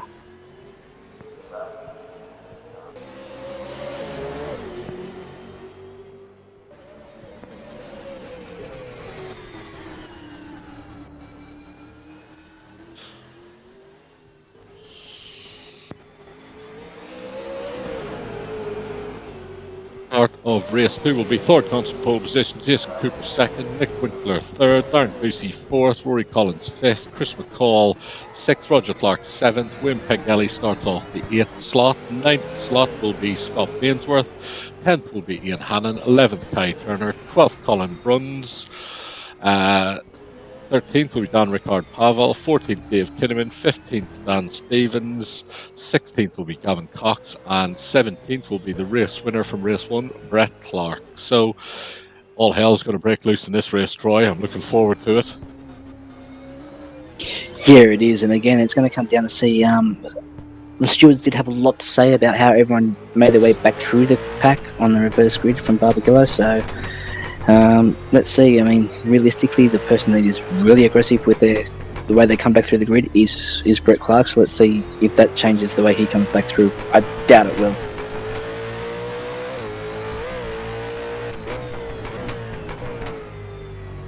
Bumping and banging, he's going to be out. And I know that sometimes Brett's more of an instinctive driver than a thinking driver, shall we say, but I do know from experience that he will have thought this through, and I'm sure he will adapt his driving style to get him through the track safely, especially in this tight and twisty little go-kart track almost. Yeah, it is almost a go-kart track, but you know what? If we could get a miniaturized version of this, I wouldn't mind having a crack at this in a go-kart. Tell you what, that'd be a hoot, wouldn't it, mate? I reckon it'd be an absolute cracker. Yeah, so just looking at the times now on the soft tyre with fuel, I would imagine 122.898 from Clark, and second position Wim Pengelly with a 123.6, Dan Stevens 123.9, so pretty close. I think what you'll probably find there is those, well, at least Pengelly and Stevens are probably out there really throwing down the car, trying and rubber up the track and see what it's got. I think what you'll find is that time out of Clark is a real conservative, just get the car home time. Yeah, just that's it. So we've less than a minute to go till we start the warm-up procedure from the pit lane. So I'll be back in 1 second. I'll leave you with Troy just as we get to the race. Sensational.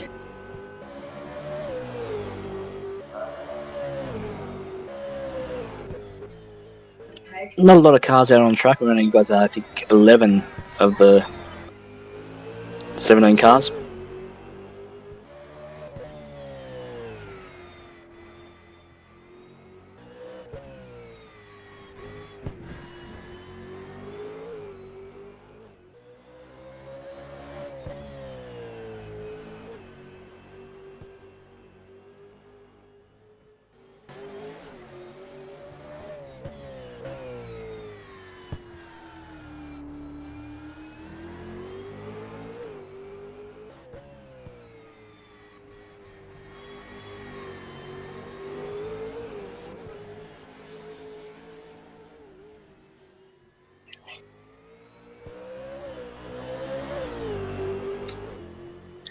So with time now out on the warm-up session, we'll roll over to race start, and as we said, we'll run through the grid again. We've got Jason Cooper alongside Nick Winkler.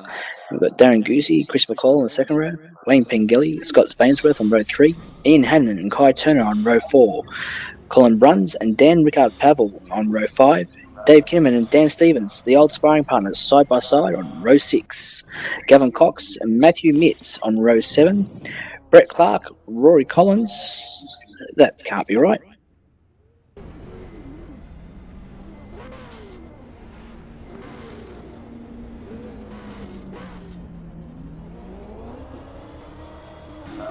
Warm-up session now, so we'll just with you in a second.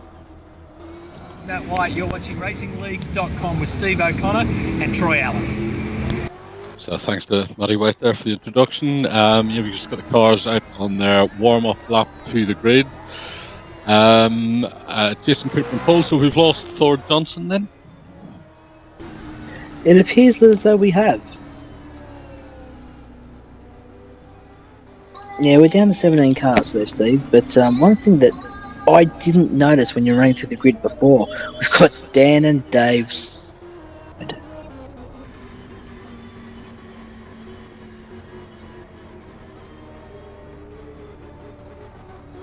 Pre-season several times, but we're coming together in the previous race there as well, and now they're right alongside us, so good for TV, this one. It is good for TV. I'm definitely interested to see what comes of it. Got a bit of a mixed-up grid here around the back end. From the looks of it, we've got Brett Clark starting 15th, Matthew Mitz in 14th. I'm not sure how that's actually shook out.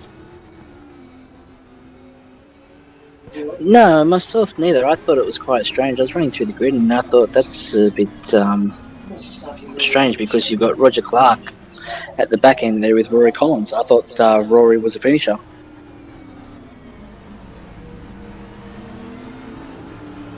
Right, there's one. He's running off the race line. Looks like a deliberate act. I'm not sure why you'd be doing that, but let's see. Could be interesting. I'll tell you what, though, they're taking it very easy on this out lap, aren't they?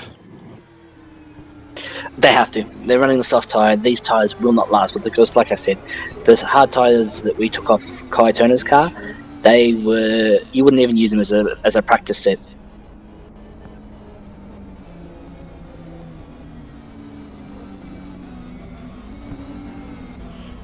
So I'm going to call it early. I'm expecting a stop here. I agree. I really do agree. I think you'll find that there has to be a stop. I think ideally you want to try and do it under a yellow. If there's going to be a yellow midway through the race, which doesn't usually seem to be here so far, if there's going to be yellow, it's going to be on the first lap. Okay, interesting. So they're just getting slotted in there. There's a few, and the Xbox Falcon there of Cox had to take to the grass to get round. So let's see them all lined up. So we just got Clark on the screen there, but I think what we will focus on off the start is the Dan Stevens Dave Kinnaman battle. I think that's the one to watch. Yeah, so we're expecting Cooper, who's a very good wheelman. He's going to start from pole, so I'm expecting Jason to get up and running and check out as much as possible. If he follows what he did at Barbagallo, he should be a shoe-in for a win, if not a very good result at the least. So we'll come to Jason after the start, but let's see what goes on with these guys now. So they're getting ready to go on the formation lap. It looks like a bad car park at the minute, to be honest. It does. There's cars pointing in every direction. Yeah, so it's introducing this new sort of feature. So we're just waiting on the final countdown. 30 seconds now until the start of the warm-up lap. Soft tyres, I don't think we'll see anybody weaving around or testing the brakes. No, definitely. It'll be interesting to see from the grid here when they take off how many actually torch those rears.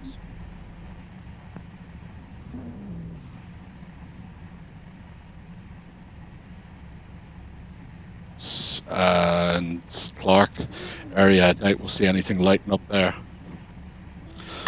No. But in saying that, Steve, what I found going around Winton was the rears lasted, the fronts didn't. So you can definitely probably get some heat in those rears, but that's about it.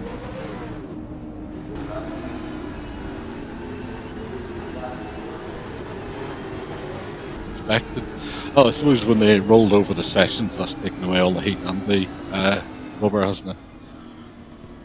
Yes, definitely it has. There's not as much rubber down on the track, and it's going to be interesting to see. Well, the tyre deck will be increased because of that, because there is just not that much rubber down, so the tyre will slide a bit more across the surface.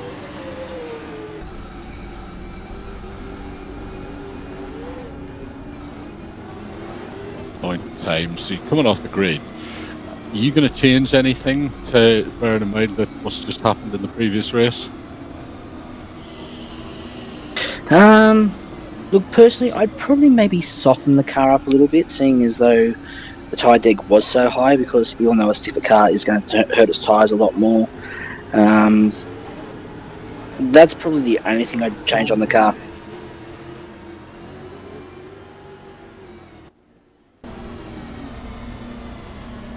You can see.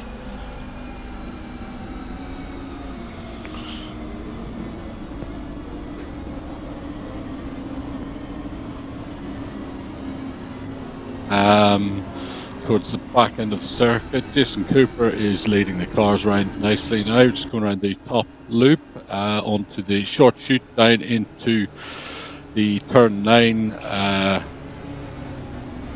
left-hander. There's a vicious bump on the way into turn 9 as well, isn't there, Troy? Oh, it's chronic. I mean, you hit that coming just before the 150 marker there, and then it sort of can sometimes unsettle you and the car, because right at that 150 is where you want to be really jumping on those anchors to pull it up. Yeah, definitely. So the S60 is just going round now, around the back straight into the turn 11 and 12, or is it 10 and 11? Well, there's also a bad bump there right in the middle of the brake. You're already at full braking pressure, and there's a bump. Then you've got to sort of modulate your brake, back on it again. So you've got to really brake earlier than probably what you would on a smooth surface. Okay, so Jason is just bringing them around now and getting ready to line up on the grid slot. So let's see what happens there. We will switch to down the pack and see what sort of a start we can get off from the guys that finished up front in the last race.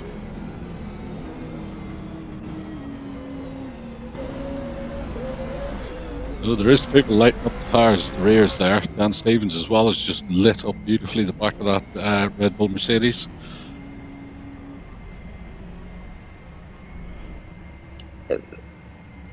They're back there, mate. This is Act 2, I guess? Act 2, Race 2, so we're going to get ready. Here come the lights. The start procedure is up and running. Green, green, green, green, green, green. And a slow start there from the Stevens car, and a bit of a slow start for the Xbox Falcon, but they're up and running and away, and already Kinnaman is trying to make a move down the outside of the SR car. He's made it there. Oh no, Jason Cooper. Is that Jason Cooper off? It looks as though it is. No, it was Chris McCall. Chris McCall, okay, so Cooper's still in the... No, Cooper's in second position, so he's got passed by Nick Winkler off the start. Nick Winkler? Where did that come from? I have no idea. That's obviously a cracking start. Already up to sixth position. And Turner up to fifth, so these two boys aren't hanging around. They're definitely going to make these cars work. Yeah, I think we've gone yellow. We are under yellow, aren't we? Yeah, full course yellow. Okay, so we're just going to watch the Chris McCall car, see what's happening.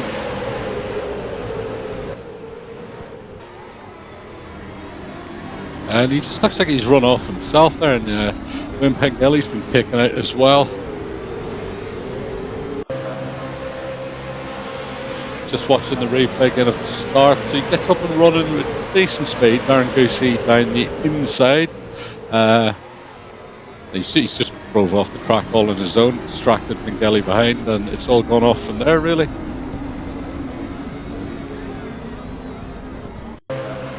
Yeah, interesting. Just watching the start again with the Winkler Mercedes, seemed to get the jump a lot quicker than the Volvo out of the blocks there. Yeah, that's strange. I thought definitely Jason. Oh yeah. Watching that replay, you can see that the Mercedes there at Winkler Electrical has definitely got the jump. Yeah, it looks like he's got a little bit of connection issues there as well. He seems to be warping all over the track. Kai Turner did say that he was having issues when he was following him, that he was lagging around and it was making it hard for him to put a move on him.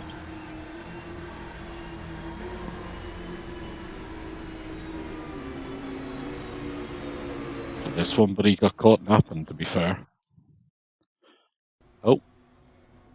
Yeah, something's not quite right here with the Winkler car. It's dropping all the way down the grid. I think we've got to drop out.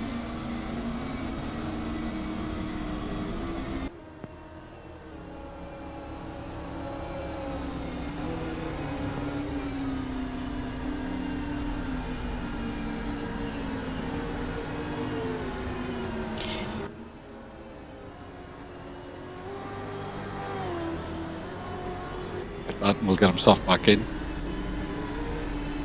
Hopefully. Once again.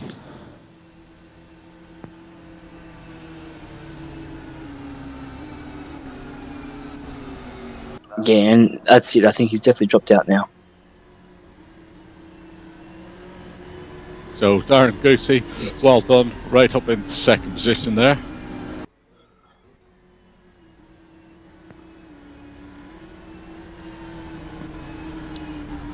There it is, confirmation, Steve. Winkler in the garage.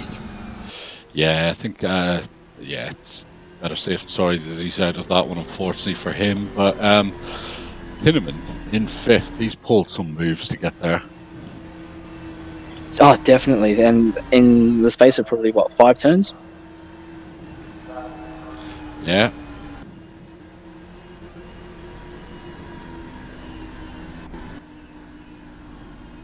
And something I could be proud of here, Steve, is we've got DSA filling the top 4 positions. Yes, and well done. And Darren probably won't be noticing. Top 4 positions if you hired 2 more drivers. If I had 2 more, we'd lock it out. But we'll have a DSA Vegemite sandwich. I think what Jaws was trying to get across there was he's in second and fourth. Second and fourth, it's a great place. I mean, Darren's probably pinching himself at the moment to see himself that high up. Let's just hope that he can have a rhythm and stick to that rhythm and not put himself off. We are going to go green at the finish of this lap, so Jason Cooper has control of the field. Very shortly the Corvette will speed away into the distance. We're around the back end of the track as well. Darren Goosey is not going to be caught napping. He's right on the back of that Volvo now. No, let's hope he won't be caught napping and sticks it right up Jason's rear wing and goes with him.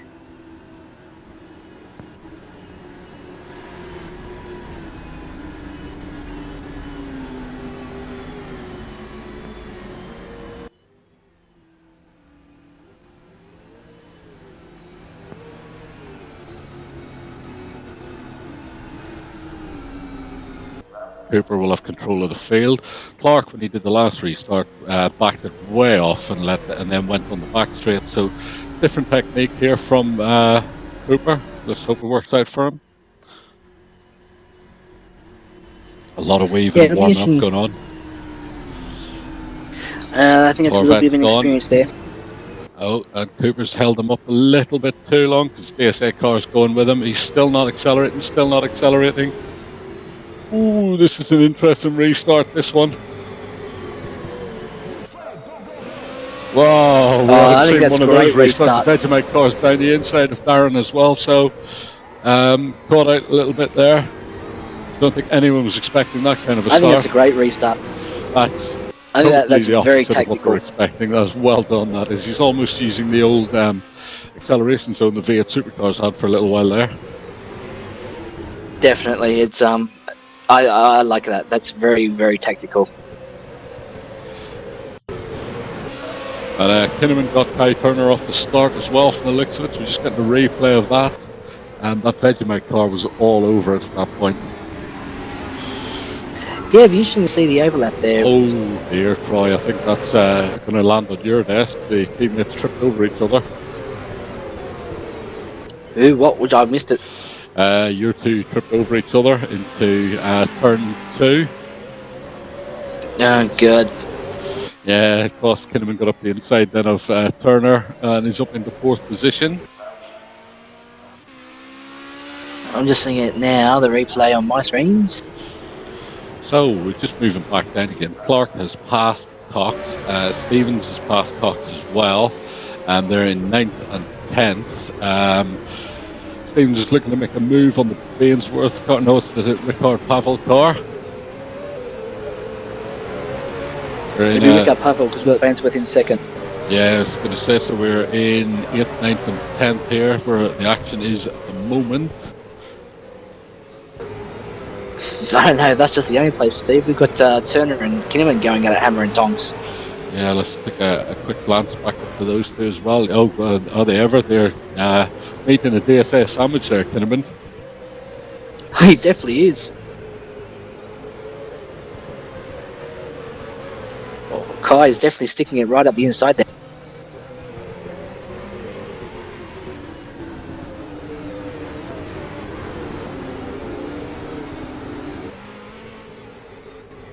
Success at this point in time, and that is bringing the Kai Turner car, which is aggressively looking for a way around, still in that rear wing mirror of that car. Yeah, he definitely is, and I think that's a perfect way to unsettle Dave. He might just start glancing in the back. And yes, that was unfortunate. I've seen that coming, but it's not finished yet. So Darren Goosey pulled out to do a little bit of defending and almost cost himself the position. And Kinnaman pulled out to try and get around him as well, taking Kai Turner, who then ducked in back inside again, but still in the same positions. So still safely on it, but all of the action is going through. These two, they're not giving, these three actually, not giving an inch. We've lost Dan Stevens. Just watching the replay here, Stevens was coming round to try and get to the back of the Vegemite car of Ricard Pavel. Around the back of the circuit, still in front of Clark at this point, and he just ran wide and spun. That is really unfortunate. Cooper's off track. That is a shame. Race leader off track. Yeah, he's back on now. Just watching the replay, and it's about the same area as Dan Stevens. He's just gone through the bit where Stevens spun as well. He's just that must have changed of pants on that one. Yeah, it definitely looks like it. And we're just watching Clark coming through the field again. He's right up behind Ricard Pavel, and he's going to take him on the next corner from what the time and scoring is telling me. So he just Dan Ricard got himself caught a little bit underneath the ASR car in front, and you don't hand something like that on a plate to Brett Clark. He's just nipped it right down there and grabbed the position. Beautiful driving there, of course, from Brett. He's definitely making his way through this field sensationally. But I can't take my eyes off the front four here, all these second, third, fourth and fifth battle. Keep an eye on that. We've just got some spinners further down the field. Rory Collins right in front of Dan Stevens, gone into the last corner. Chris McCall as nasty. Chris McCall got off track and took him out. Well, those Volvos Chris McCall's Volvo seems to be spending more time as an off-roader than a track car.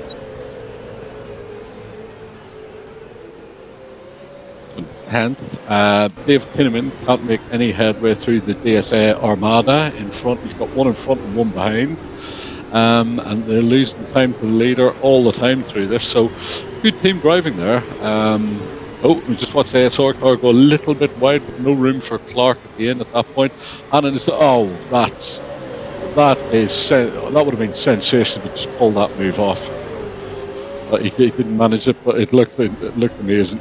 Oh, and Ricard Pavel's coming back on the Nissan. Oh, it's all action back here, Troy.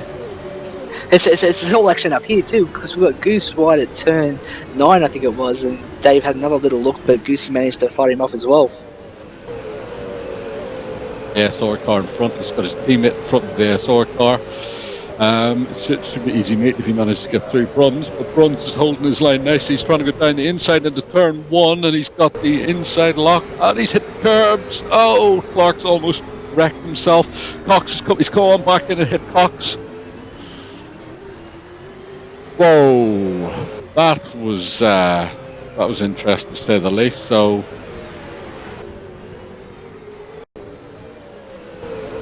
there's actually plenty everywhere today, Steve. It's great. The cockpit view, the SR car gets a little bit loose coming off the final turn.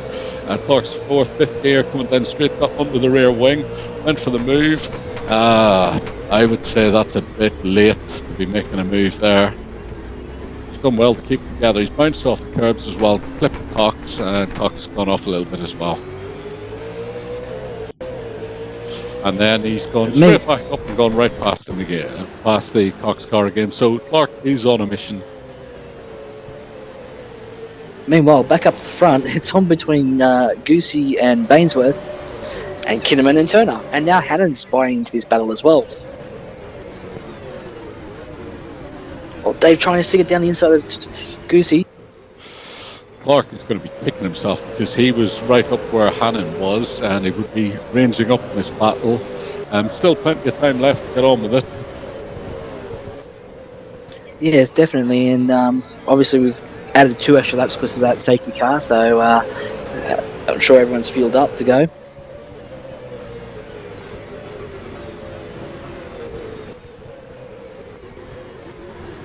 Vegemite racing car there as well, so it's getting very interesting around here. And I can see Clark in the background. He's got through past Cox and is making his way back up onto the rear end of this battle once more. So, Kai Turner's right on the rear wing, almost touching the rear bumper through there.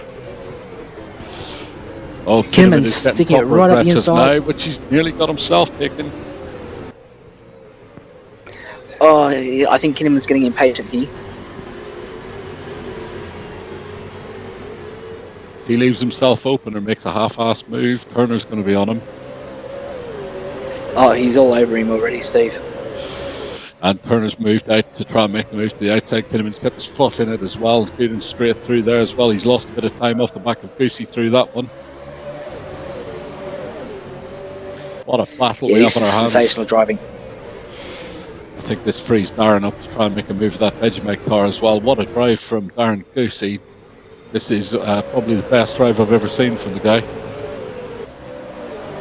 I'm really impressed with the fact that he's able to hold Dave Kinnaman back for as long as he has. He's driving the tyres off that car, Steve. The thing is, he's not just holding Kinnaman off. He's trying to actually get past the car in front as well. So he's actually up there on pace and trying to get through.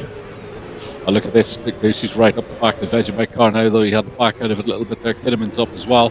Turner's under the rear wing. Hannon's coming. ASR coming as well, and then we've got Brett Clark at the back of this trying to look his way through. He must be looking at this going, what the hell do I have to do to get through this?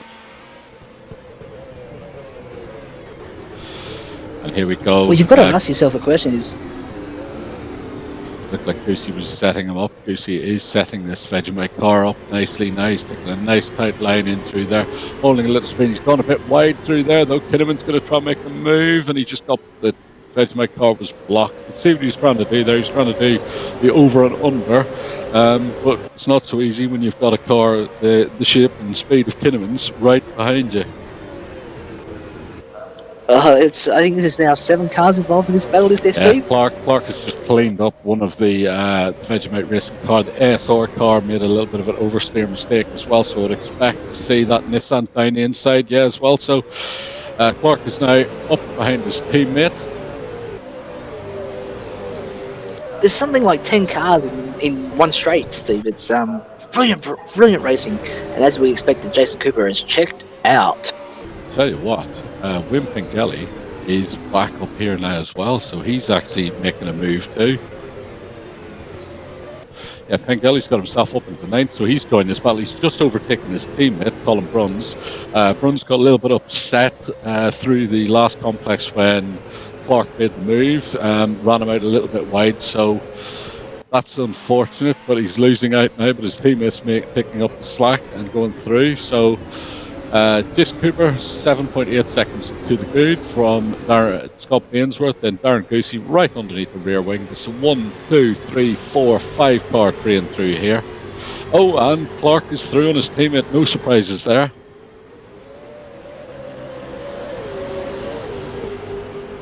Yeah, he's obviously made short work of that there, Steve.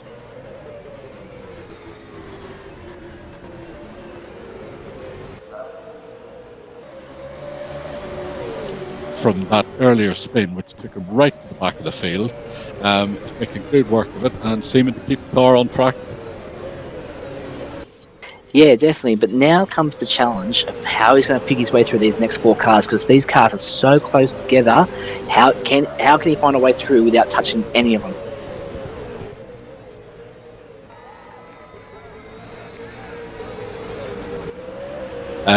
Ainsworth, we know, has got the pace to run out front when he wants to, but I know what I will tell you right now, Scott Ainsworth is trying to run this race on the same set of tyres, whereas the rest of them potentially are not, although we could be completely wrong, but that's what I suspect happening here, Troy.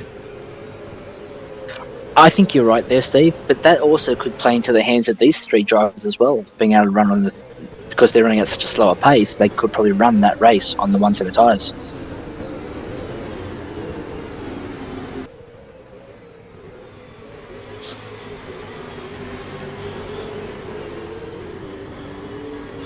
Look at this again, so we've got Kinnaman trying to round up the Darren Goosey car in front as well, and he's, he might be on this time, over the bump. Watch 2 cars get unsettled, Darren moves to cover, he needs to get back up on Bainsworth, and there's a little bit slow out of that corner as well. What's Kinnaman doing?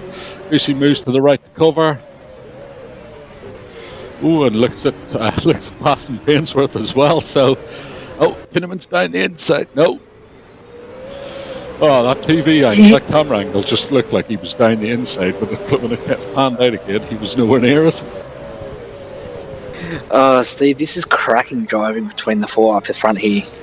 And now we've got Brett Clark really ranching right in on the back of this battle.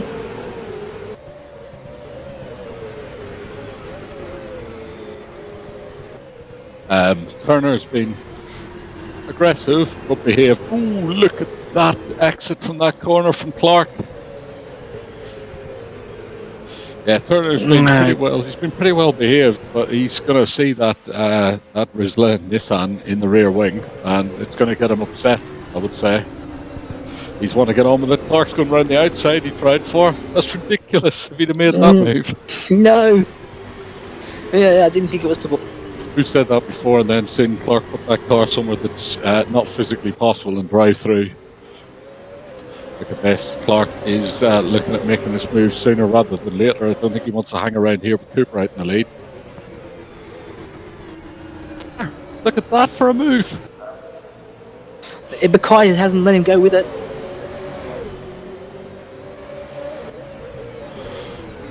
Down the inside, he's got the move finished. Now Dave Kinnaman. What a race. This battle pack up the front here has been absolutely cracking. I think, was that Cooper in the pits?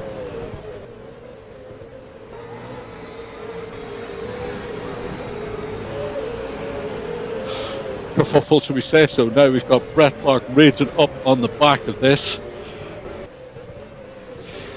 And we've just got... what I will say is that the Wayne Pengelly car is starting to pull in speed as well, so he's catching up as well. Colin Bruns dropped down to 10th. Gavin Cox is 11th, not seeming to make any headway, but these are going to be joined by that Pengelly car very shortly. Oh, Clark! Breathe in, breathe in. Think skinny, think skinny. Here we go. Clark is anxious to get past here. He doesn't want to get caught. I'm looking at Pengelly as he's just ranged up in the back of Hannon there right now. He's down the inside of Hannon as well, and he's going to be rumping up in the back of Turner any minute now as well. Yep. You don't know where to look, do you, Steve? And Kinnaman has spun Goosey. Kinnaman has spun over. Goosey. And he's sunk into the track, Steve. Yeah, he's out. Damn it. What a battle. Hey, Turner took advantage of that and got in front of... Oh, look behind. It's all kicking off everywhere. Pengelly was the loser in that one. His teammate, Colin Bruns, has jumped up into 7th position ahead of him as well. Jesus What Christ, is going on? This is awesome. So, we've got Kai Turner got clear of Brett Clark through that kerfuffle because Clark got the worst of it, I think, when the car rolled over in front of him. Wondering if there's any damage on that Nissan now. It's going to be interesting to see there. Did Dave put the car in a position on Goosey where it shouldn't have been? I'm just going to try and get that now. So we're just getting There's a lot of chatter going over the radios here, Steve. I'll bet there is. We're getting the replay now. So we've got Kinnaman coming down over the bump, hits the brakes, and just runs into the back of him, and then hits the left rear quarter, which just rolls the car over, and then off it goes from there. Yeah, from what I'm hearing, Steve, on the team chatter here from Darren Goosey, he's going off a little bit about this, and apparently Dave Kinnaman's saying he's not rejoicing because he's not sure what happened. Oh, that's going to be an issue. Is Darren up and running again? From what I can see, yes, he is. Yes, he is in 12th position. Okay, so let's have the replay of that from the cockpit of the 55 car. So we're just coming down the back straight now. We're about to hit the bump here. Brake lights come on. Yeah, he just slammed into the back of him. There's no avoiding that one. That has to be a drive-through. I would say that our stewards are looking at that at the minute. So let's get back up to the battle for the win here as well. Well, for second position, because Cooper has checked out. Kai Turner is up into third. He's got Clark for very, very close attention. Look at this. Kinnaman is there as well now.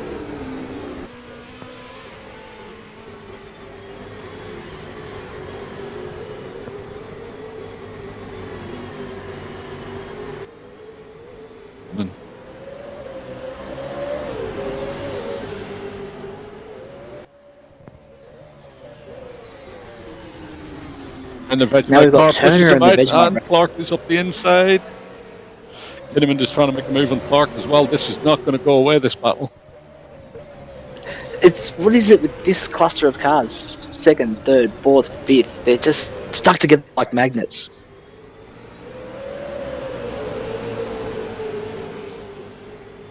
Watch the two ASR cars. They have been going at it in the background. They're not letting each other go here.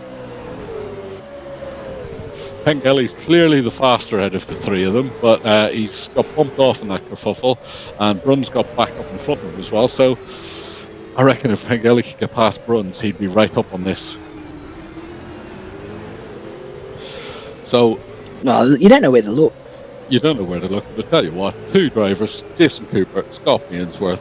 Scott Ainsworth, I tell you what, if somebody needs to be called Iceman, this is the guy. He's been assaulted from left, right, and centre, and he hasn't once given up the position or even looked like losing the position.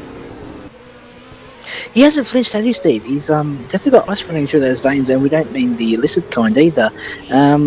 He's been peppered with cars filling his mirrors left, right, and centre, and it just doesn't seem to faze him.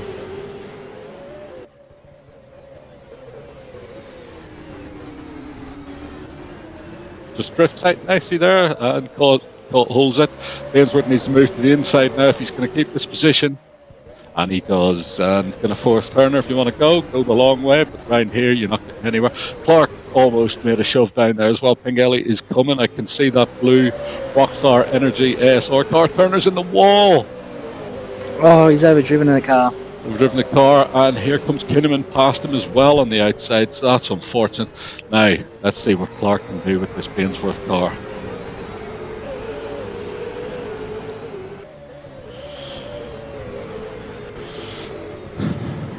Bainsworth is just planting the car on every part of the track that he needs to, which makes it awkward for anyone else to pass, so good driving there from Scotty. He's driving the wheels off that car. He's got to be, for me, drive the race so far. He spun. Oh, that was silly.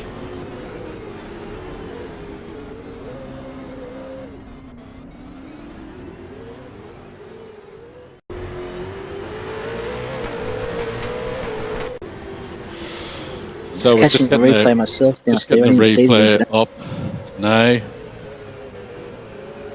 Just getting the replay up now. Here it comes. And Clark's just caught the curb on the way in there, and he hasn't been able to slow the car at all, so took him out. Oh, and drive through car 55, avoidable contact, lap 14.10.2 on the 005 car. Should have redressed. Yes, he definitely should have. It might have saved him that drive through, but let us say Kai Turner move up in the second position. Well, yeah, we've got Kinnaman in second, but we know he's got a drive through coming shortly. Kai Turner, despite that smack off the wall, is there. Who's in fourth? Young Mr. Pengelly is on the way to the front. And he's bringing Gavin Cox with him as well. It'd be interesting to see what comes of that Brett Clark with the Bainsworth car incident too. I don't know if you could really say it was a unavoidable contact or not. It's drive through, isn't it?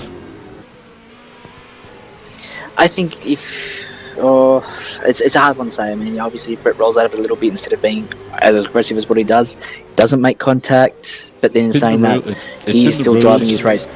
You've got to know it's in the rules, though. You've got to be in control of your car at all times, so you can't even use that as an excuse. I would say we should be seeing the Clark car heading to the pit shortly as well. Kinnaman still hasn't taken that drive through, which is interesting. Pengelly is coming. He's now less than a second behind Kai Turner. And still the 55 car stays out. Yeah, that's interesting. I would have definitely peeled off and taken it right now. Unless he's fighting it. No, I don't think there's anything to fight on that one, Steve. It's pretty clear cut. Yeah, we didn't think so, though, when you listened to it on the radios earlier. Yeah, no, you're right there. He didn't think there was anything to answer for, so interesting.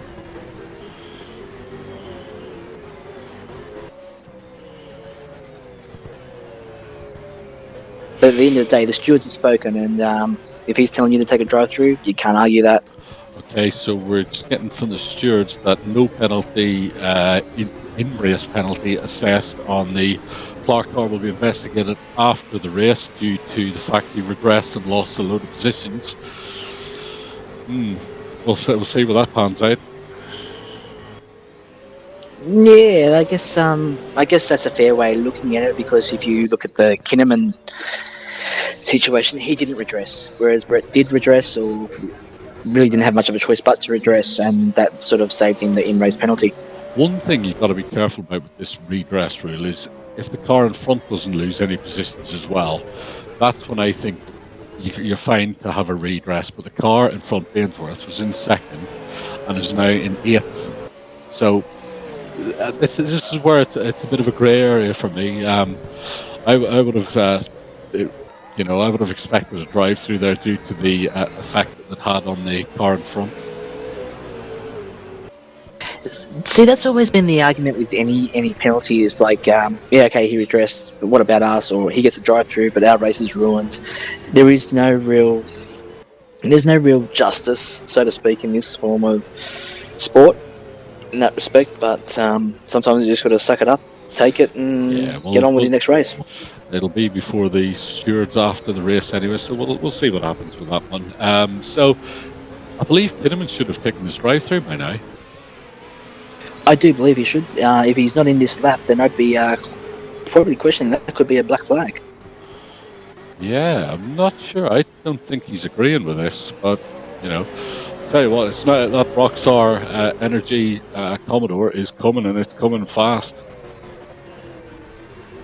It is, and we're 6 laps to go. It's surely not. It's far from over. Definitely, Kinnaman should be in. I would have thought on this lap. There he goes. Yep, And there he left is at the in. last minute. He's in, kick and drive through. So up into second comes Kai Turner. Third comes Wayne Pengelly. These two aren't finished yet. No, definitely not finished yet. It'll be interesting to see the times.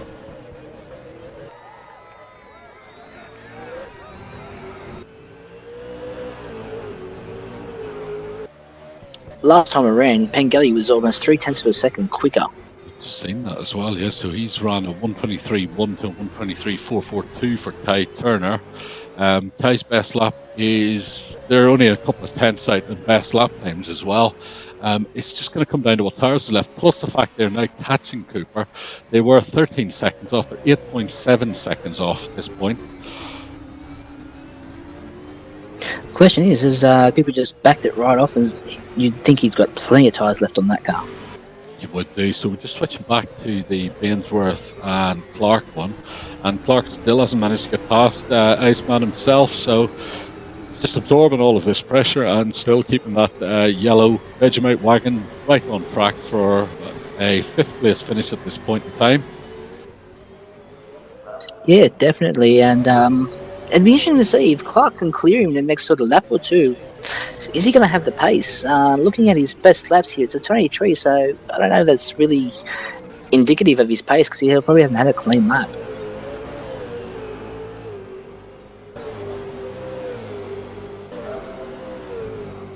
Is the other sort of casualty, and in fact, I'm just looking, Dan Ricard Pavel, Ian Hannon, Colin Bruns, Dan Stevens, Chris McCall, Rory Collins have all pitted for tyres. That is very interesting. Are these cars that have been involved in offs or spins? Because that could really chew out the tyres. We got one of our YouTube viewers screaming out there, no justice, no peace. Okay, so Pengelly is coming through now, so let's see what these lap times are on this lap. 23.560 for Kai Turner, 23.476 for Pengelly, and he's closed right up on this lap as well, so just watching the two cars going at it now as well. They're within 7 seconds, 7.8 seconds of the lead now. Pengelly's got a beautiful exit off that corner. Turner looks like he's struggling a little bit with the rear of that car. They're over the bump and into this left-hander coming onto the back little straight. Pengelly's aiming for a move very soon, I would say. Yeah, it looks like he's definitely trying to line him up for one. So here we go. So it's the DSA and the ASR cars coming from the same car builder, I believe, as well. So it'd be good to see how these boys stack up against each other. Definitely, and let's see if Bruce has done me a favour and given me a couple extra ponies, or at least the same ponies he's got in his car.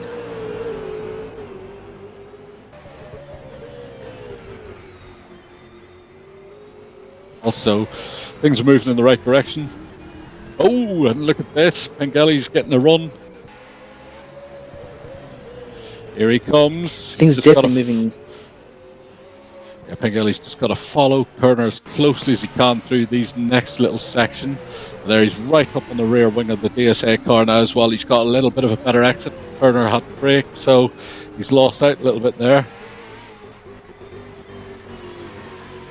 Yeah, Pengelly is really driving a beautiful race in this, and he's putting the car right in the right places. Here he comes off the exit of this corner, so he's just kept it nice and straight off there, over the bump, 150 metre board. Hit the brakes. I can see that Volvo getting closer every lap, but they're going to run out of laps, I would imagine. Pengelly is now as close as he has been all through this race. Let's see what he's got. There's a lock up there from Cooper somewhere in front. I can see a lot of smoke, and they're now 7 seconds behind. And we've got Gavin Cox starting to show his cars showing up in the back there as well.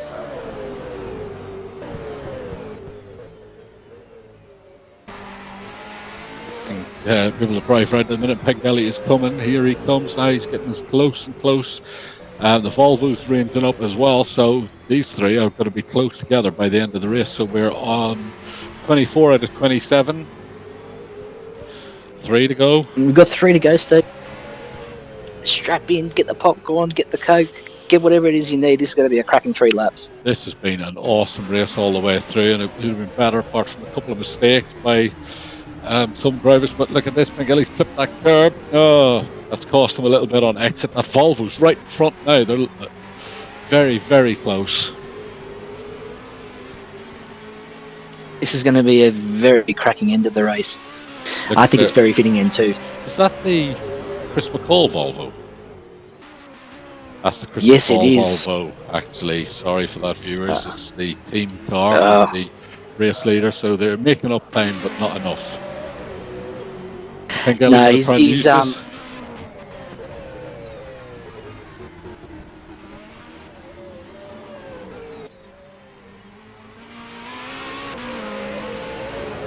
that length of the straight, Steve. You can see Cooper going into turn 1 there. Lead 7 seconds. He's kept it thereabouts now. So here we go. We've got Turner coming up on the back of the call now. What happens? McCall stays online as he should do. It's going to cost both these cars through this. Well, it's going to cost. Oh, he's run off a little bit. What's going to happen with Pengelly there? Did he get through? Yes, he he's did. through. But did lose a little bit of gap. Look at that, Pengelly's got to run. He's going to back out of it there. Turner's starting to suffer with cars. I think he is, but he's done an exceptional job. Both these drivers have done an exceptional job to drive these cars as hard as they have. They've both been bumped around a little bit as well, and Pengelly, if he hadn't got knocked off at the start, or knocked himself off, I can't remember which, but he's done well to drive back up to 3rd position.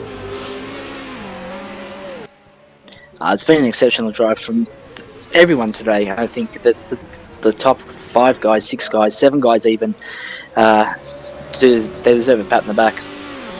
Absolutely. So here we go. We're into the last part of this race. Round the last corner, Turner uses the curb to pull himself in there, around there on the curve a little bit through there. Pengelly's just letting it flow through as well. I'm not sure if he's got anything for him, but he's going to make a go of it on the last lap. Cooper's crossed the start-finish line. He's starting the final lap. Apologies, Jason, that we're not showing more of you on the thing, but you've done a phenomenal job, just as we expected. We expected you to check out and not be seen for the rest of the race, so well done. And that's an unfortunate thing for Jason. You know, he's driven a great race, but it's unfortunately for him, the battle was all the way at the back. I think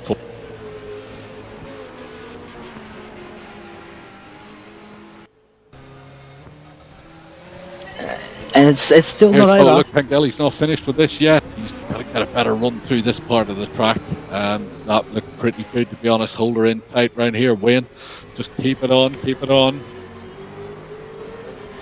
And he's just placing that car everywhere he wants to as well, so he can get a better exit out of this one. Turner spun himself. Oh. Go on, Wayne. Keep going, keep going, keep going. It's not your fault.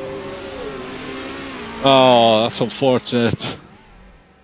Yep, Turner just got a lot of oversteer and was heading for the boondocks, just ran across the top of Pengelly. Can Wayne keep this car going now because Cox has arrived on the scene? Yeah, look, Wayne will get that now.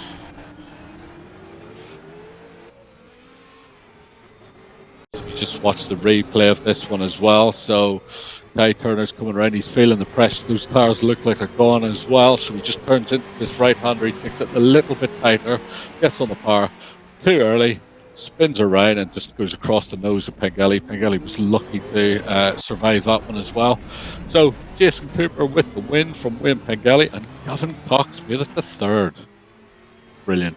And again, the lucky Gavin Cox, he's been the benefactor of a few incidences. I don't think it's luck. How many times do we say it with Gavin? He's the shark. He's going to be there. You just have to stop giving him the opportunity, and that's what everybody else needs to do. What a race, Troy. That's one of the best races we've seen in any series. That was just action all the way through, wasn't it? it was one of those races you just didn't know where to look, when to look, and there's a lot of guys that were there and thereabouts for the chance. Well done to everybody. Jason Cooper with the win from Wayne Pengelly ASR. Best result for both of those drivers. Gavin Cox made it to third. Kai Turner kept it in fourth. Brett Clark made his way up to fifth eventually. Matthew Mitz, well done, Matthew. That's a very good result. Sixth position. Scott Baines was seventh. Dave Kinnaman, eighth after that drive-through. Dan Ricard Pavel, ninth. Roger Clark, 10th. Colin Bruns, 11th. Ian Hannon, 12th. Dan Stevens, 13th. Darren Goosey, 14th. Chris McCall, 15th. Rory Collins, 16th. Nick Winkler, 17th. So let's go and get the top three down for the post-race interviews. So just stand by, everybody. Coops moved in from V8 Supercars by Steve. Wayne moved in from V8 Supercars by Steve. Ferrolari moved in from V8 Supercars by Steve. Welcome everybody to the post-race interview, and well done to the top three. Jason Cooper with the win there from Wayne Pengelly in second, and Gavin Cox in third. So, Jason, first win. You potentially should have had it at Barbagallo. We fully expected you to check out and get going, and you kept going to plan there. So, well done. Was everything worked as expected for you? Yeah, I was just glad that the top drivers got held back a little bit, or otherwise I think they would have caught me and got me. My tyres were gone at the end. Very well done, and congratulations on the first win for Volvo. You must be looking forward to the second race, although you're starting at the back. So congratulations and well done. Thank you very much. No worries. And second place, ASR's Wayne Pengelly. Wayne, after the first corner of the first lap, we thought that would be it for you, but you came steaming through the field and then got involved in a titanic battle with your teammate there as well, you got past each other a couple of times and just avoided that major incident as well. But congratulations and well done there. Yeah, definitely a bit of luck, mate. After that first corner again, I thought, here we go. So it's just been hopefully the next race will be a bit better, but I'm definitely making things hard for myself. But, we did a bit of team testing through the week, and I knew I had a good car that could last the whole 25 laps. So car felt great.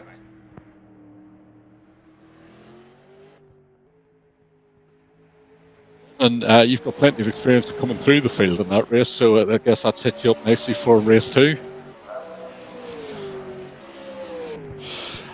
Sorry.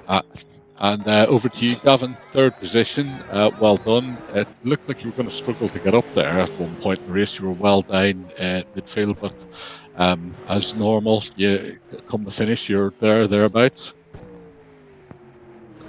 Yeah, Steve, it's a fair bit of chaos going on in front, and just trying to keep the car clean to get it home. Thought the tyres would deteriorate a little bit more. I was probably a bit too kind on them. I had about 50% left at the end, and probably a few more laps maybe have run down the front guys, but all good. Congratulations to Jason. It's a good win. Thank you. For the final race of this round, so is that going to be in the back of your mind when you're trying to come through in this third race? Sorry, Steve, I missed part of that.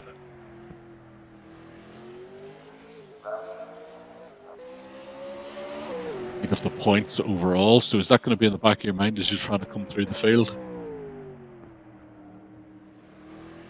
For me, with the format this weekend, mate, it's all about trying to maximise points, so discretion is the better part of valour. Leave you again after the third race, so congratulations, Jason, congratulations, Wayne, and well done, Gav. Thanks, Steve. Thanks, Steve. Coops moved to V8 Supercars by Steve. Ferrolari moved to V8 Supercars by Steve. Wayne That moved was to an V8 Supercars by awesome race, Steve. Troy. I hope our viewers are enjoying that. We're just going to stop the stream for 1 second so that this video actually records rather than have 1 4-hour long race video. So back with you all in about a minute. So everybody, welcome back to Racing-Leagues.com's coverage of the round 5 from Winton with the FAR V8 Supercars. This is our Oceania Championship. 2 races down, Troy, 2 different winners, and 2 races as different as you like. Obviously, the hard tire and the soft tire making all the difference in these 2. Definitely was. I think the reverse grid also made it different results in where it was as well. I mean, we saw some cracking battles there through the top 10 almost. Yeah, that was pretty amazing. I mean, you didn't know where to look or where to have the cameras at any one point in time. There was 2 distinct battle groups that were going at it, and they were leaving nothing on the table, were they? No, they weren't. And a lot of these guys wear their hearts on their sleeves. And like I said to you during the commentary over that, there was an incident there that my team radio gets lit up like a Christmas tree. It just shows how much this racing means to these boys.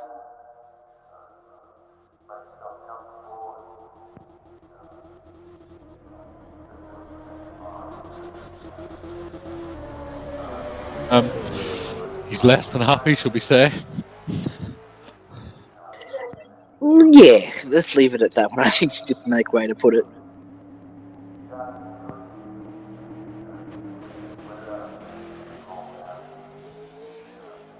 I'll tell you what, you've got to give it to Gavin Cox, though. He's just looked like he doesn't have the pace all weekend, but he's just knocking out the results. Yeah, he is. And I think, look, no discredit to Gavin. He's a sensational driver, and I have the utmost respect for him, and especially the way he engineers his cars to look after their tyres as well as he does. But realistically, he's been lucky. He's been thereabouts and in the right place at the right time to take advantage of some incidences. So won by 50% talent and 50% luck. You've got to get yourself in the right place at the right time.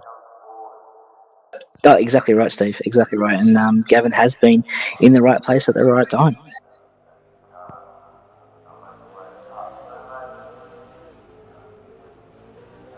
Start of the season, I thought that Kinnaman was going to have it over his teammate, which is not something that we are used to seeing with Gavin getting beaten by anybody, let alone a teammate. The first year he has a teammate, so he's definitely putting that one to rest. Yeah, he definitely has. And again, like I said, Gavin, the way he's engineering these cars at the moment, Dave's even giving credit as to how well he is looking after his tyres.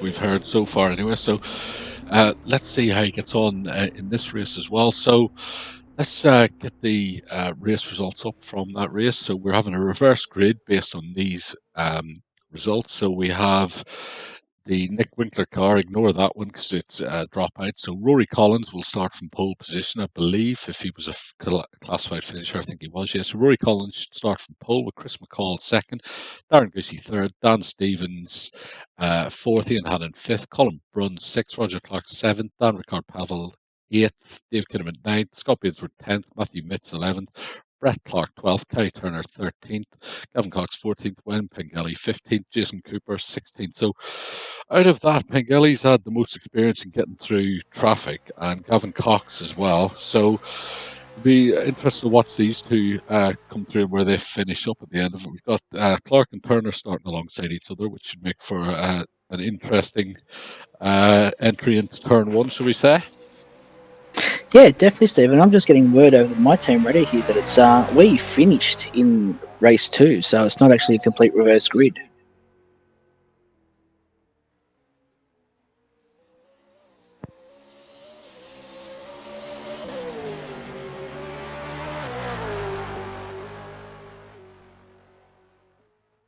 Oh, so they're starting in... so it's not reverse grid. No, it's not. It's as you finished. Okay, I'll take my open my mouth to change fate. So this is in fact the actual start grid. Cooper from Pengelly, Cox, Turner, Clark, Mitz, Bainsworth, Kinnaman, Ricard Pavel, Clark, Bruns, Hannon, Stevens, Goosey, McCall, Collins. So that's your starting grids, 1 to 16 there as well. So Jason's got a chance for another win here, hasn't he? Well, yeah, he does, and it depends on how much Clark gets held up at the back end here. Well, he wasn't able to get through as well as he wanted to. Now he's got Turner in front of him, so yeah, it's going to be interesting to say the least. Well, this is going to be interesting, Steve. I mean, just hearing over the team chat at the radio there, Darren Goosey was very confident that he had the pace all over the Bainsworth car, but just couldn't find his way through. So I'd say look for him to make a charge into the 10, and it's going to be interesting to see the battle between Turner and Clark. Yeah, it'll be interesting to see how Pengelly gets going now that he's out the front to start from the front as well, so he doesn't have all that work to do to come through. So we could potentially see a new race winner at some stage again, following Jason Cooper's win. Well, definitely, and that's one thing about this league this season is the reverse grids of last year. Last season, you saw Clark still make his way through comfortably and have a 20-30 second easy win. This time round, he hasn't made it through. He's mid-pack still, and it just shows that he's not going to have it all his own way this season. There's a lot of great caliber of driver throughout the field.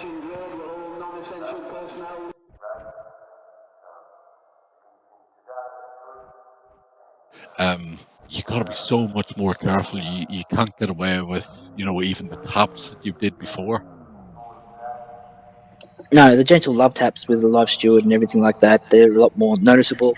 And if cars start skewing off everywhere, it's a lot more noticeable because there's more cars to be involved in a slight impact.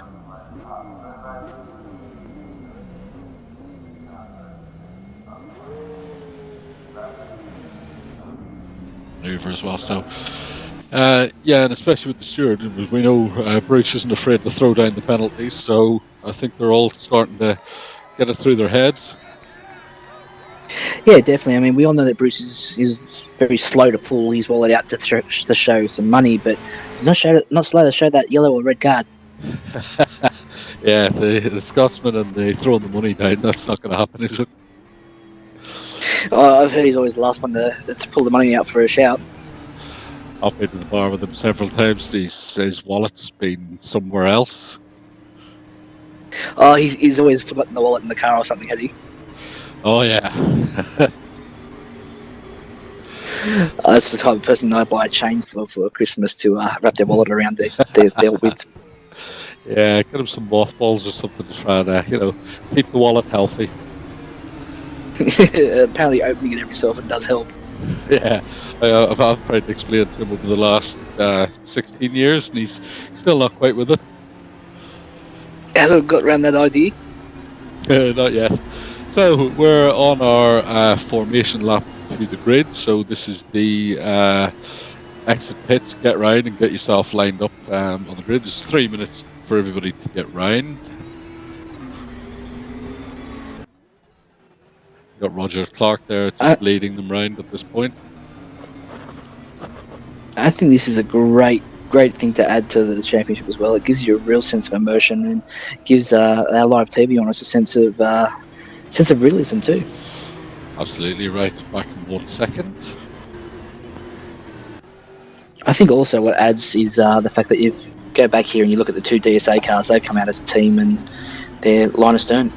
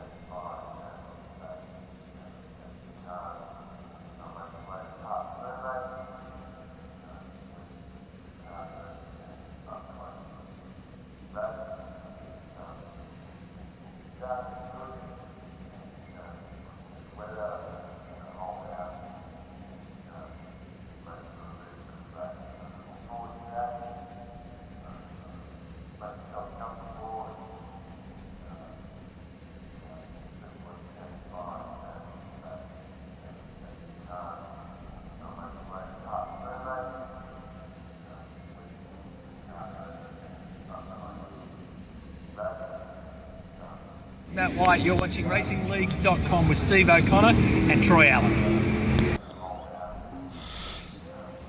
So everybody should be out. Nobody's left in the pits at this point, are there? Troy moved in from the lobby by the server.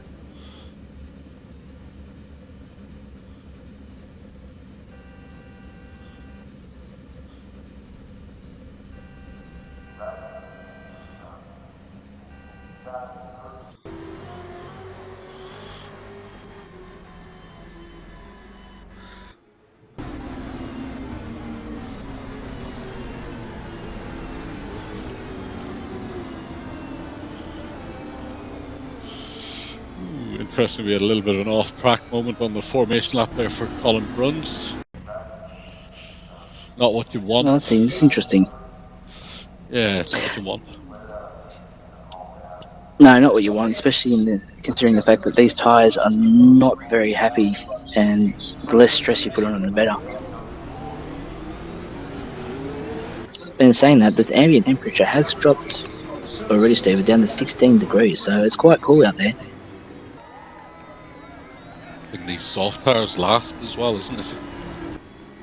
That's definitely going to be the help to it, but track temp's still up at 29 degrees, so it's interesting to see how we go from here.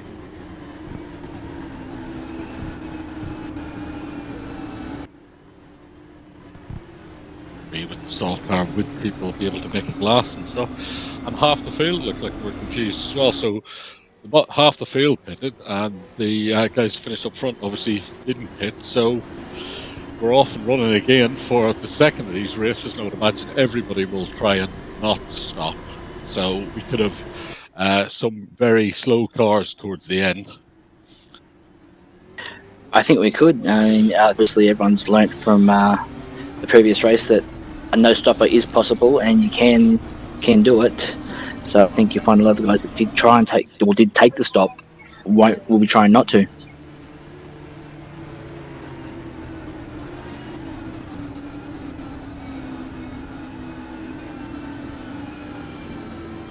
Yeah, Troy, who's your money on for this race? It's a mixed bag, but I think if you want to go for a split, your money has to be on Brett Clark.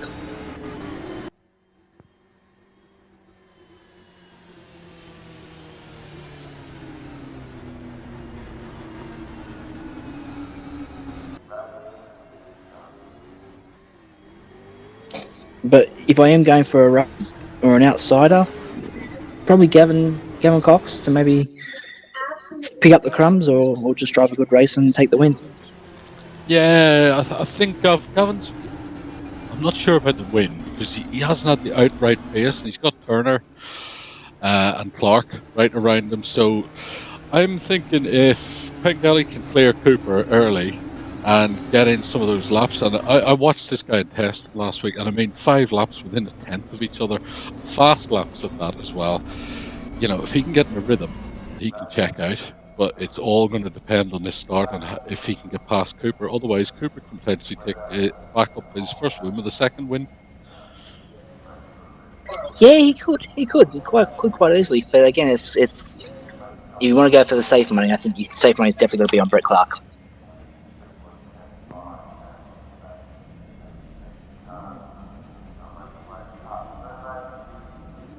Today, which is as it should be.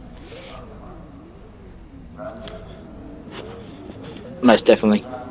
So we got Jason Cooper on pole from Wim Pengelly in second. So the front row is set. Guys are lined up in the spots. Should be here at the start. Revs are rising. Coming now. Green. Gavin Cox has missed the start again. Pengelly got the initial jump, but he's not going to be able to make that, has he? He has as well. Oh, that's a great start from Pengelly. Volvo. And Turner's mugged the Volvo as well. He's got the inside for the next turn, but he's backed out of it. Great drive. Yeah, good driving both. And then Cooper makes a little bit of mistake on the exit there, but he's back in lane, so Clark hasn't got past anybody either. Kinnaman's trying to go around the outside of the JRC Nissan there, so predictions, mate. I think I should get my crystal ball out and do the lottery tonight. Can you give me the numbers, please? Well, so far it's only half a lap through, but Pengelly has cleared Cooper straight away and is making some moves now to try and get settled in, getting a rhythm, and try and check out while Cooper holds off the rest of the field for him.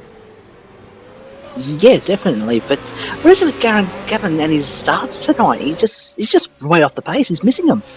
I don't know, he's had a bit of technical difficulties, hasn't he? So potentially this is one of the things that's affecting him. He's dropping right off the back there. Turner is already 3 seconds off the lead. And Brett Clark is right on the back of it as well, and they're trying to make a move. Look at this. Bainsworth's there as well. Bainsworth's into Clark. Ooh, this is tight. Tell you what. See, this is what I was. Tell you what, Clark wouldn't have been That's what I was expecting waiting that for. Yeah, this is what I was waiting for. Gavin is such a great driver. He can put the car exactly where he wants it to be and hold Clark at bay. So Clark's going to have a hard time getting it past Cox.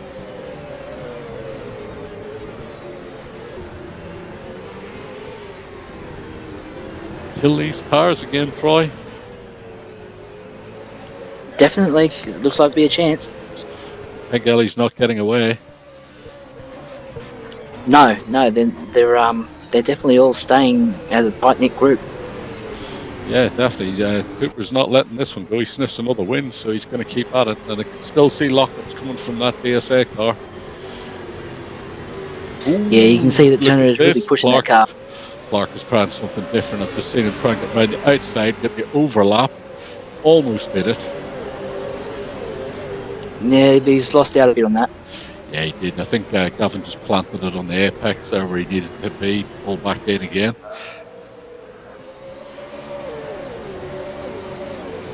It's definitely on back now. Yeah.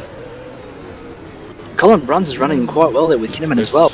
Yes, both ASR cars are showing a significant improvement. Look at this, Clark's trying to get down the inside into turn 1. Cox isn't going to let that happen, surely. No, he's not. Oh, is he? There's contact. Done the same move again. It's exactly the same as race 1. Brett's tried that same move. I think it's his 3rd time now, and it's ended in tears. So just watching from the cockpit of the. It's just in the cockpit of the Nissan now. We've got the Xbox wing appeared over the front bumper as well. He slips into 6th gear. Not alongside, is he? No, I'm just watching the replay now.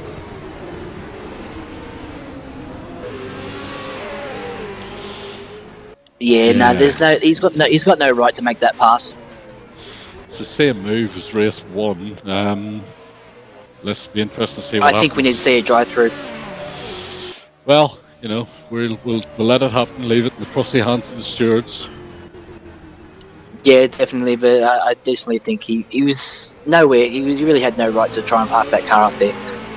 No, he was not far enough up inside. Yeah, I didn't think so. There, it's a hard track to pass on. You've got to try and make a move, but you can't force a move if you like. Turn 1 is not a place to make a move unless you're alongside and you can get the outbreak. Then you can't dive bomb there, and that was a clear dive bomb. Side at the start finish straight, don't you? Definitely, you got to be the alongside. Start finish line, you would probably need to be alongside.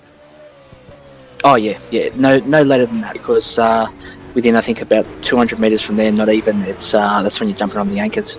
So Cox rejoins at 11th, Clark at 13th, Darren Greasy between them. That's the points leader that got taken out as well. Yeah. Yeah, it's gonna be a sore point. There's gonna be some probably steam underneath Gavin's helmet.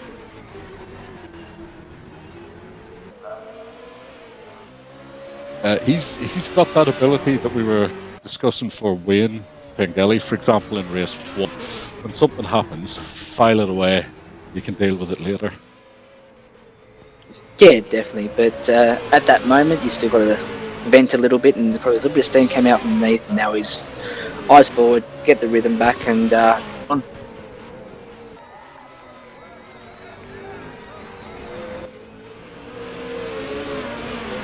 Cooper in second. Ty Turner close attention point, 2 seconds back of Cooper as well. So these two are battling and not able to make an impression on the Pengelly car in front. Scotty Bainsworth is holding off Kinnaman again, 4th and 5th. 6th position, Dan Stevens has made a good start and a decent pace through here. Second of the SR cars in 7th position, Colin Bruns as well. He's ranging up on the back of these two. Kinnaman and Stevens with some action in race 1 from these two, so we'll just keep an eye on this as well and see how it gets on. And Bruns is right on the back of these three now as well, so the battle is on for 4th position. Something interesting there, Steve, is Darren Goosey's dropped back to 15th. Yeah, can't see anything obvious there. Let me see. No, there's nothing on our replays there that I can bring up straight away, so it's strange. Make that 14th now. So we're just switching to Scott Bainsworth, holding off Kinnaman, Stevens and Bruns. Be interesting to see how Colin deals with these three in front. He's definitely more of a thinking driver than an instinct driver, so he's going to be assessing what's going on in front of him, managing his tires, and just setting himself up for the last part of the race and let these Kinnaman and Stevens, well Kinnaman certainly, do all the work and trying to open up the Vegemite tin in front. We actually come in jars, not tins, thanks, Steve. Well, it looks like a tin from where I'm sitting. Yeah, okay, that might look like a tin, but yeah, he can open the jar if he likes. But no, it's definitely it's almost a carbon copy of race 2, Steve.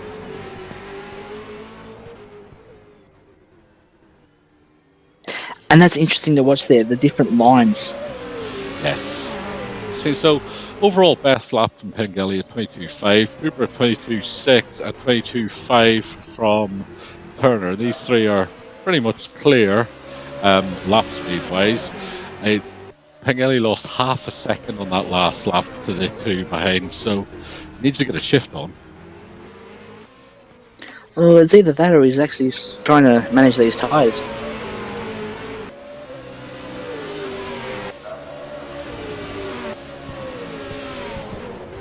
Don't worry about, you're going to want some pace for later, aren't you? Definitely, because I mean, so it's going to be clear. That lap he's done a 23.2 and the two cars behind have done 23.4s, so starting to gather it back up again. Yeah, by the looks of this, you're going to want some tyre fight with at the back end of this race because you're going to have two guys right on your rear bar.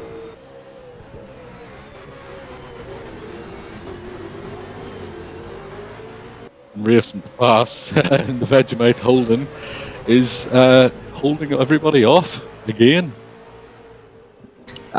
Look, for me, he's got to be driver of the round. Followed closely by probably Darren Goosey for his phenomenal performance in race 2 before he's unfortunate. Trying to get round the outside Kinnaman car. There's no grip out there. Stevens is almost down the inside there as well. So it's got it again. We're back to make a move, but you need to make that move stick, or you're going to get eaten alive from the two behind you. I think we've seen that before, Steve. I think it's showing signs of Dave getting impatient again.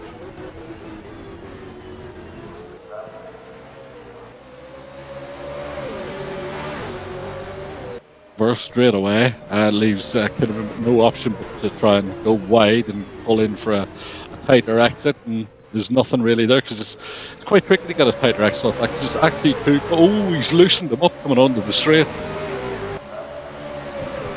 No, but he's got enough to get away from him. Before, Cooper is dropped to 3rd.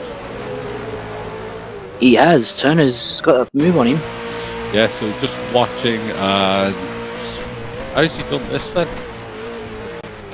I'd like to know myself. Turn 1, turn 2, and Cooper's still in front, just hanging on there. He's done it in turn 3. That's a beautiful move. We haven't seen that all race. That was one of the spots I thought you could make a move, and Turner's obviously said, yes, I can make a move there. Well done. That was controlled, so let's see what he can do with a little bit of clear air now. We've got Pengelly still leading, lap 7 out of 25. So, and you know what, Steve? We've gone the first lap without a safety car, so this could go the full distance without a safety car. Be nice to see if it does. So,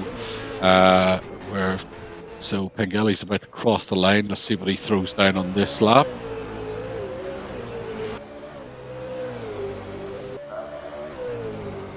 .123.4 and a 123.2 from Kai Turner. So Turner, as we suspected, a little bit faster in clear air because he got the pace to get round this ASR Holden.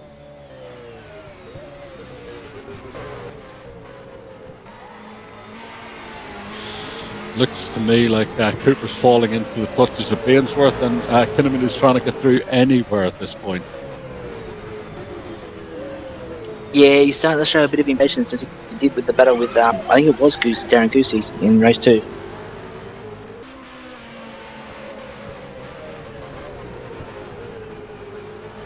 Oh no, he wasn't with that. Right, we're getting a lot of smoke there, which means the Volvo's off. Yeah, Cooper is off. That was McCall, Steve Hall. Was it McCall? Oh yeah, it was.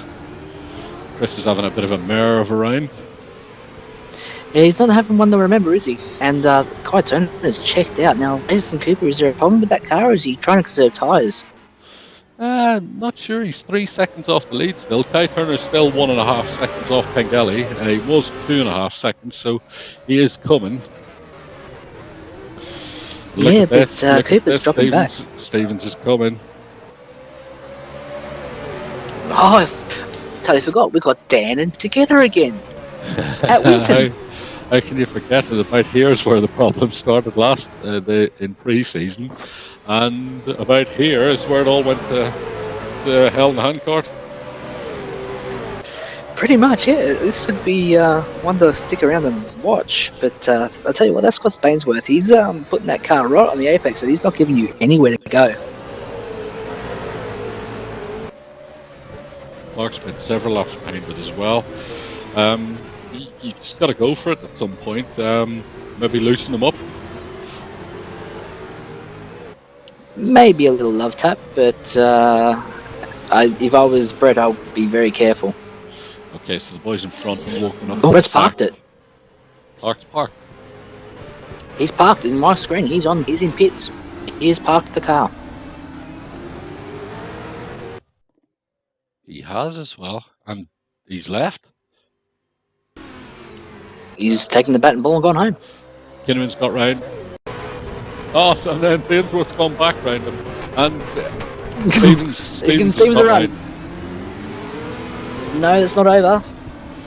Oh, it's all kicking off here, so we've just got it on the replay now as well. So we had Bainsworth. And Stevens is around. Stevens is around.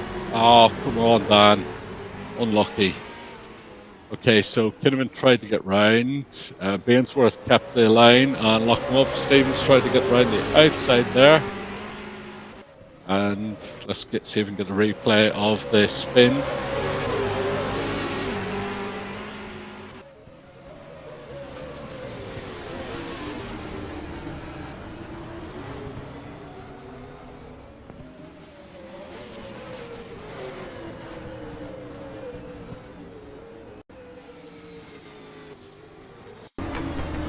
So we're on the nose cam of the Colin Bruns car now. It's all kicking off in front of him.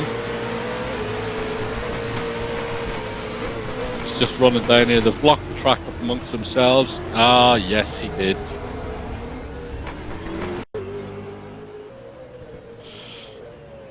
No redress as yet. Inexperience there. Yeah, I think so, Steve.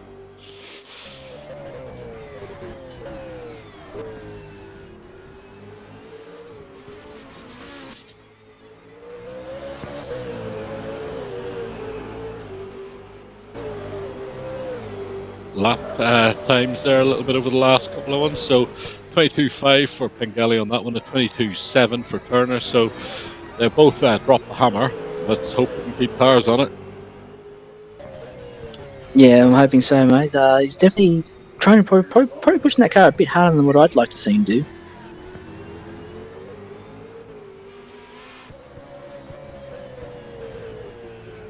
ASR car, which is it's going to serve him well at the end of the race. Let's hope so. So, just looking back, Kinnaman is still not round Bainsworth. He must be screaming in that car. Oh, he would be. I mean, but again, all credit to Scott there. He's driving that car perfectly. Oh, absolutely. He's the hardest man in racing to get round at the minute, and it looks looking good as well. And he's still got enough pace to keep thereabouts. The other thing I was going to say as well, I fully expect that Colin Brunn's car to be heading for a drive-through anytime soon. You would definitely have to be expecting that. Really unfortunate there, because he was driving a hell of a race. Obviously, the track blocked up in front of him. Well, you know, I suppose it depends what the stewards think. You know, was the track blocked or? Look, I don't think the track was blocked. I think he did. It was unavoidable contact, but again, I'm not a steward, so it's really in the hands of our esteemed steward, Bruce.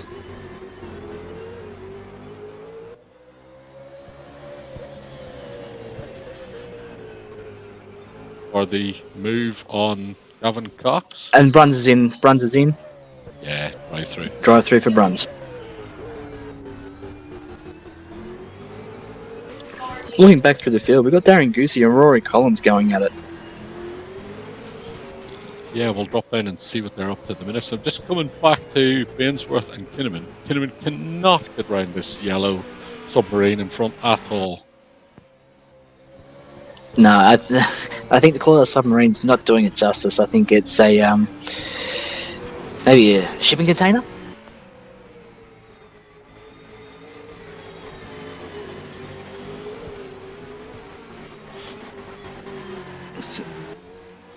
And just looking back as well, Gavin Cox has got himself back up into 6th position, so he's just coming along nicely. Oh, I'll tell you what, I'm just watching that battle there with Kinnaman and Bainsworth. It must be so frustrating for Dave. Out of that hairpin into 9, he gets a good run alongside him, but Bainsworth parks it on the apex, and Dave's got nowhere to go but back behind him. Yeah, look at this, though. He might have got a run here. No, he's just had a back out of it a little bit as well. Trying to get down into turn 1. Now, we all know that that's a no-go. Yeah, he's not close enough anyway.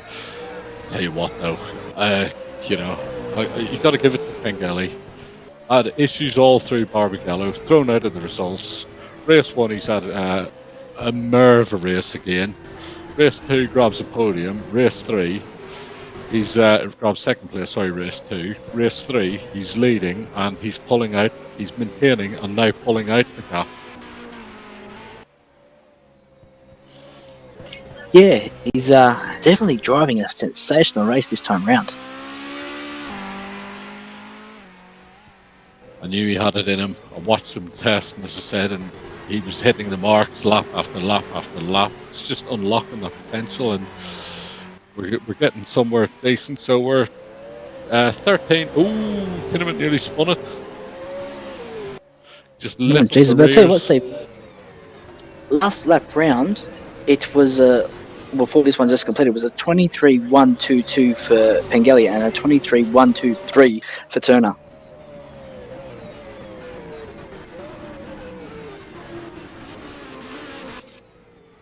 Less than a second, I think, or thereabouts.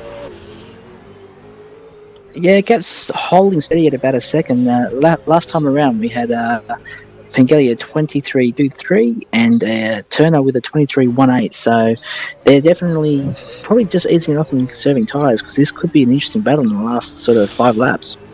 Yeah, I'm a bit concerned for Kai's tyres. We did see a lot of locking up early in the race as well. So not so much now, but you know, maybe he took a little bit more out of them than he needed to. Yeah, I think he might back there, Steve.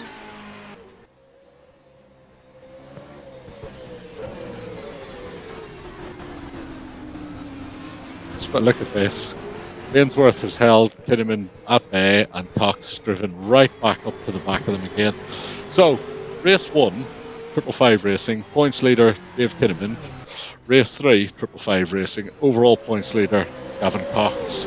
What did we do? Well, it's a tough one because there is no way past the Bainsworth car. Can you see one?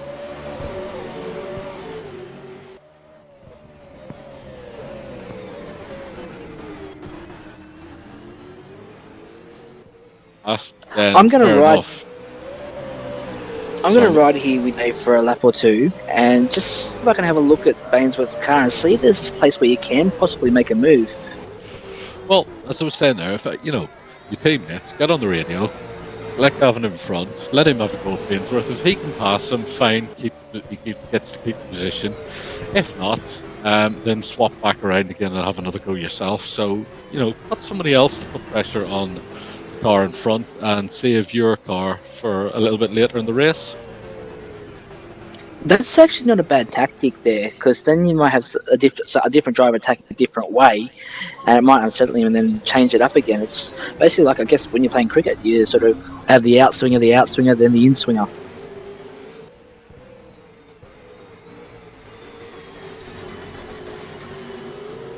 If Gavin doesn't get past it, then just reverse positions again and have another go. If he does get past, follow him through. Well, that's it. Park it right on his rear wing, and if he opens the door, then you've got a way through. But just watching the Bainsworth car, the pit lane limiter light's on. It's certainly not on the pit lane speed limiter unless he's got a warp drive. Oh, Jesus. He's, this is... Watching this car from the Kinnaman position, I can't find where he's weak. He just parks the car perfectly. Yeah, so let's just go on board ourselves here.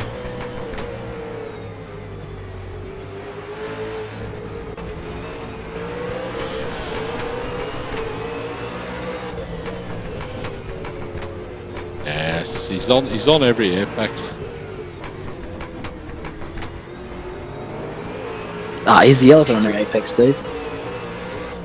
Yeah, he's parking the bus. There's no way you're getting through here, so it's definitely time to consider team tactics. Switch up positions. Let Cox have a go. I think that's definitely what needs to happen.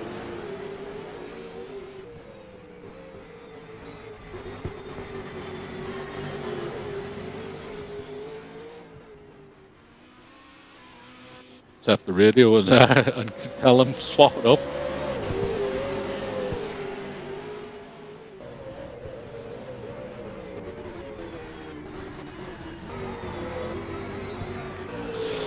And meanwhile, out front, Turner and Pengelly are putting on a masterclass in chess. They're just matching each other, move for move. If they were doing it sideways, you'd call it perfect tandem drift battle. Yeah, they're just literally corner for corner. The match. I've been watching the times. Kai will go faster in maybe the first sector.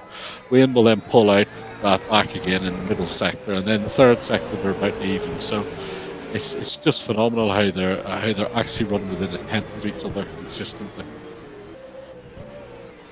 Yeah, but I do think they're starting over these cars, Steve, because they're running in the 22s. I was going to say they're the only cars in the 22s, and in fact nobody's in the 23s either. No, they've got a 2-second gap.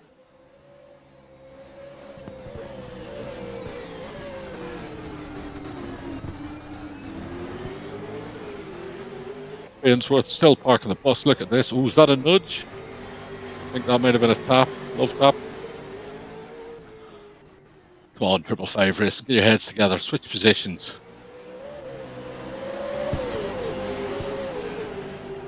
The front tires on that Shell Helix car must be suffering about now. They'd have to be, being stuck behind that car for so long and trying to find a way around it.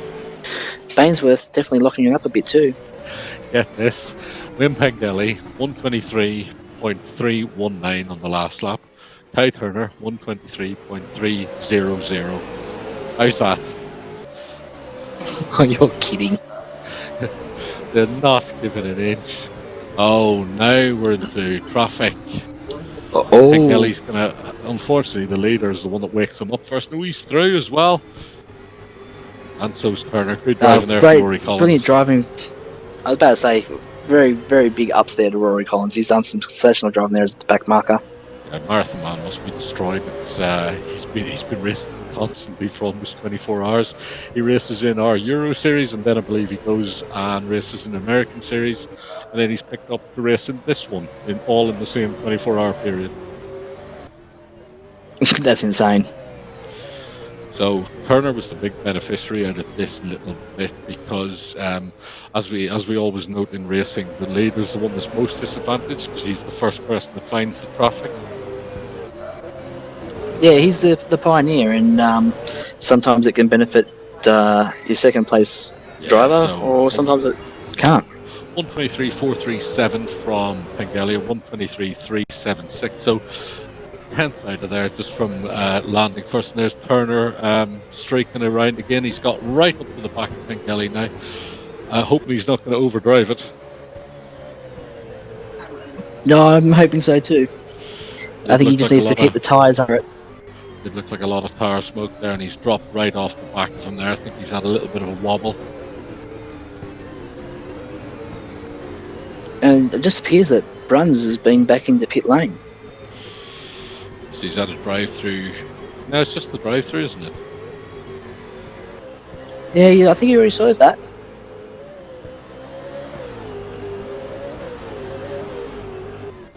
And are we coming up on the second of the DSA cars? I think we are. Yes, we are.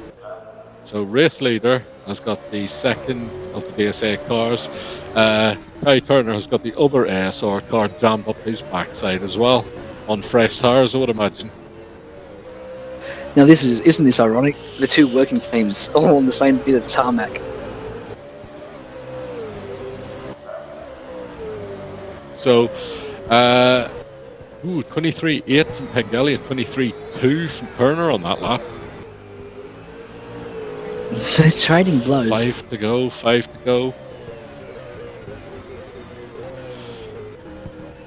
Turner's obviously going to try and make a go at this for this next couple of laps. I think so. I think it's pretty much now or never. I think so. Yeah, he's got to try and crack Pengelly.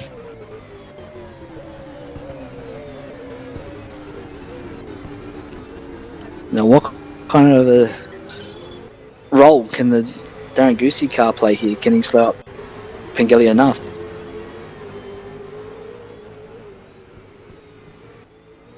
Bit of a big lock up there. The ASR's second car is right under the back wing of that DSA car.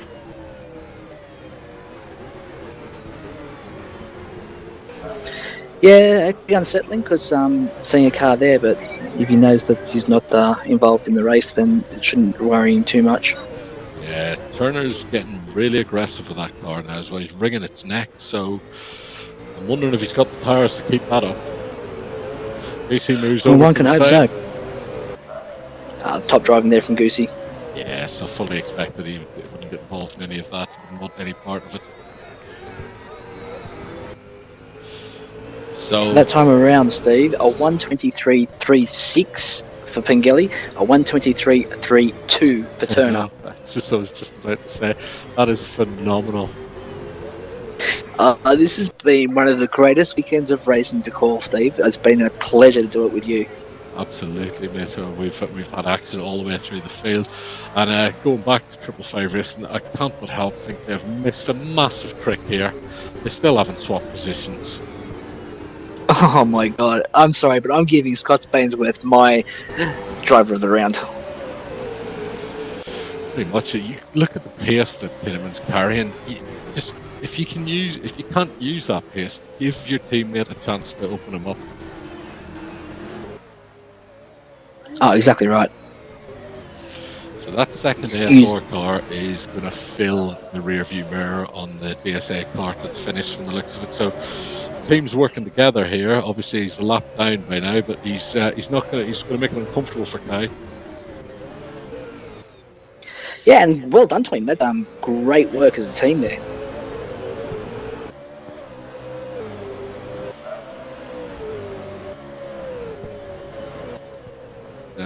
A little bit unfortunate for Colin with that drive-through. If he'd have redressed, he might have got away with it. Yeah, hard to say on that one. Yeah, I know, but look at this. Pengelly's trying to shoot the bolt now. Yeah, he's clearly trying to pull away and give himself some gap, some fresh air. Trying to break the challenge at the end here. I think he might have done it. I don't think there's enough tyre left on that DSA Commodore. Yeah, look at that. He's pulled out 2 seconds now over Ty Turner. Turner's got his rear view mirror filled with the second ASR car.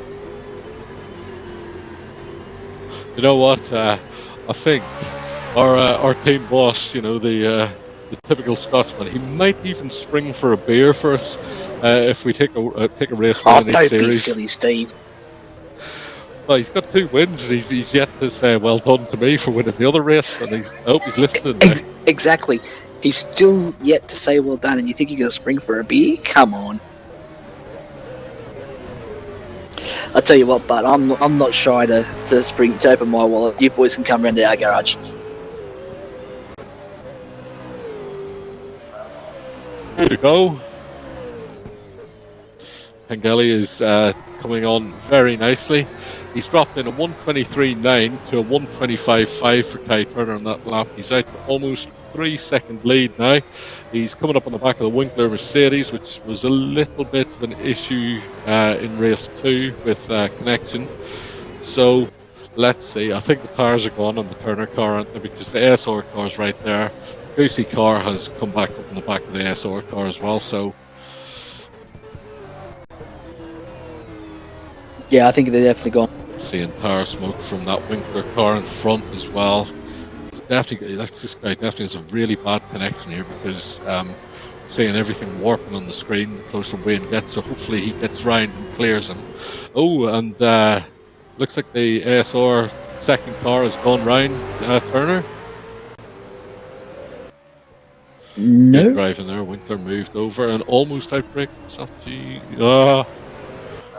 that was the leader he nearly outbraked himself into. Yeah, there it is. So clearly the tyres are gone on Turner's car because he's let the 2 of them go through. Great call from the boss there.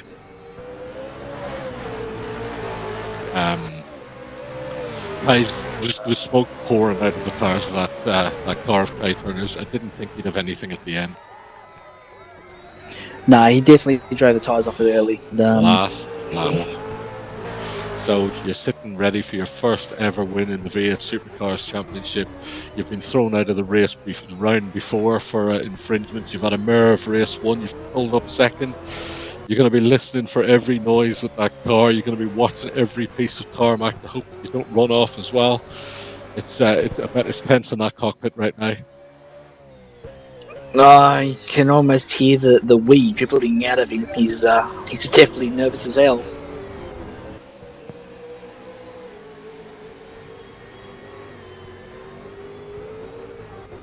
He'd get in front, he'd lead every lap, and he'd win the race. It's a great drive. It's really hard. Do you have Wayne as your driver of the round? Do you have Scott? Scott's done a phenomenal job. Oh, Kinnaman's passed him. Finally.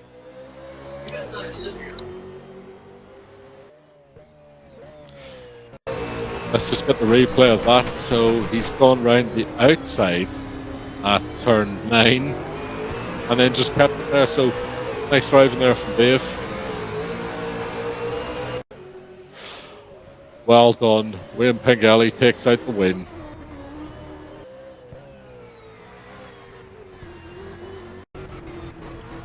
There it is, Steve. Wayne Pengelly with his first ever V8 Supercar Series win. Let's see for a big burnout here, I'd say. What a comeback from all of those issues to come out, take a second position, and there's a bit of class. Ty Turner's joining along. That is. Congratulations. Yeah, no, that's all class there from Turner. What a drive from both of them. Steve, this has been an excellent weekend of driving from everyone involved. That was 180 miles an hour game of chess. It was just beautiful to watch. It really was. There was some sensational drive from everyone. I mean, me personally, my boys, especially Darren Goosey, he drove the tyres off that car. Kai Turner, he's done phenomenal. And to know that I'm involved in a working relationship with Wayne Pengelly and ASR. He's driven a sensational race.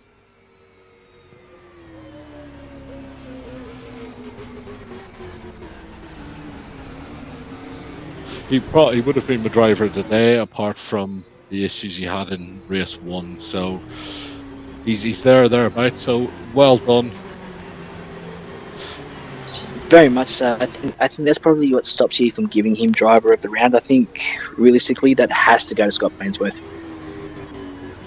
Yeah, I suppose. Although Scott's was more holding people off than actual outright pace. So yeah, well done to Scott. But I think my driver of the round would be Gavin Cox.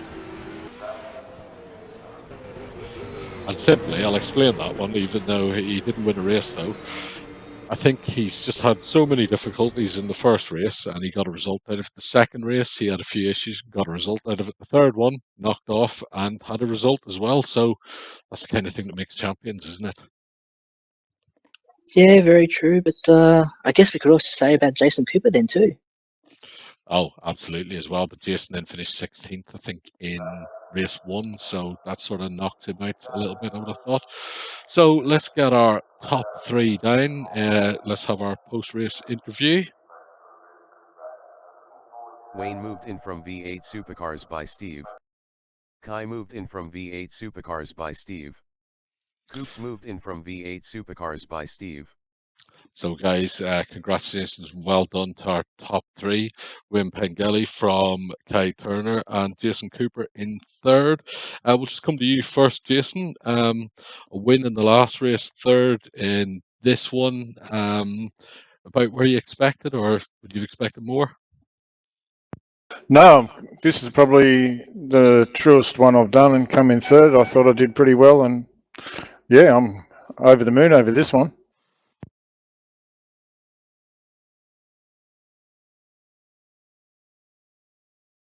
You're there on the TV feed as well. And we noted that early on you looked like you were taking potentially too much out of your tires. But was that the case?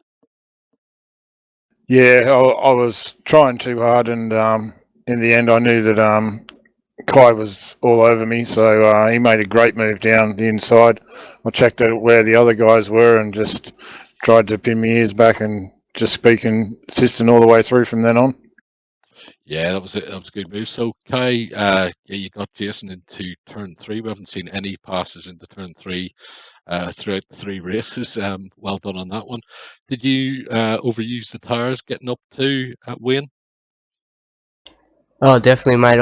I've been struggling with my tyre wear all weekend, but luckily I got a good start and tried to catch Wayne, but didn't make a mistake. And well deserved win, and well done to Jason too. Top drive.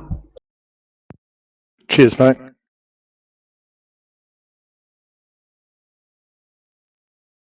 After all the issues, congratulations and well done. Thanks, mate.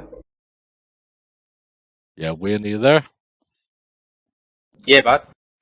Yeah, just saying, after the drama of race 1, you roll out with a 2nd and a win. Congratulations and well done. Yeah, Steve, super pumped. Getting a win for Team ASA and ASR, sorry, and obviously my first one. So knew the car felt good. I did baby it a little bit there at the start and managed to keep the gap with Kai, and he sort of caught up. And yeah, it was a good race. One thing before we go, Steve, the ending there where Kai pulled up alongside you, Wayne. Much words swapped over, but I must say, great effort there from Kai to acknowledge the top driving. And I tell you what, you guys, you 3 front, along with everyone else behind you, put on one hell of a race this weekend. Make sure you watch that feed, boys. You have done a sensational job and should be very proud of yourselves. Thanks, Troy. Obviously, hoping with that incident in the second race there that Kai just got loose and sort of come across on us, but I'm sure the stewards will look at it and make the right decision. I don't think that one will leave me looked at. When you see it on the actual feed, Kai's already gone when you're yeah, mate. You just helped me around. All Yeah. good. I think he might have been heading That's for great. a wall actually if you hadn't have straightened it Yeah. up. So well done, Great. everybody. Thanks for some awesome racing, and we'll see you at round 6. Thanks, guys. Well done. Definitely. Thank Thanks, you. guys. Coops moved I to tell you V8 what, Supercars by Steve. Steve. Bunch of humble Kai drivers there. moved to Those Leagues by three. Steve. Behind your sleeve, Dean they're very, moved to very V8 Supercars by emotional to have Steve. that podium this round. Yeah, it's good to see some new faces up front as well. And those guys all had the pace as well. It's not like they accidentally found themselves there. They took out race 2 between them, and then they finished it off in race 3. So congratulations and well done. That's everything from us. So we will see you all in 2 weeks' time for round 6. So thanks everybody for watching, and we'll catch you next time.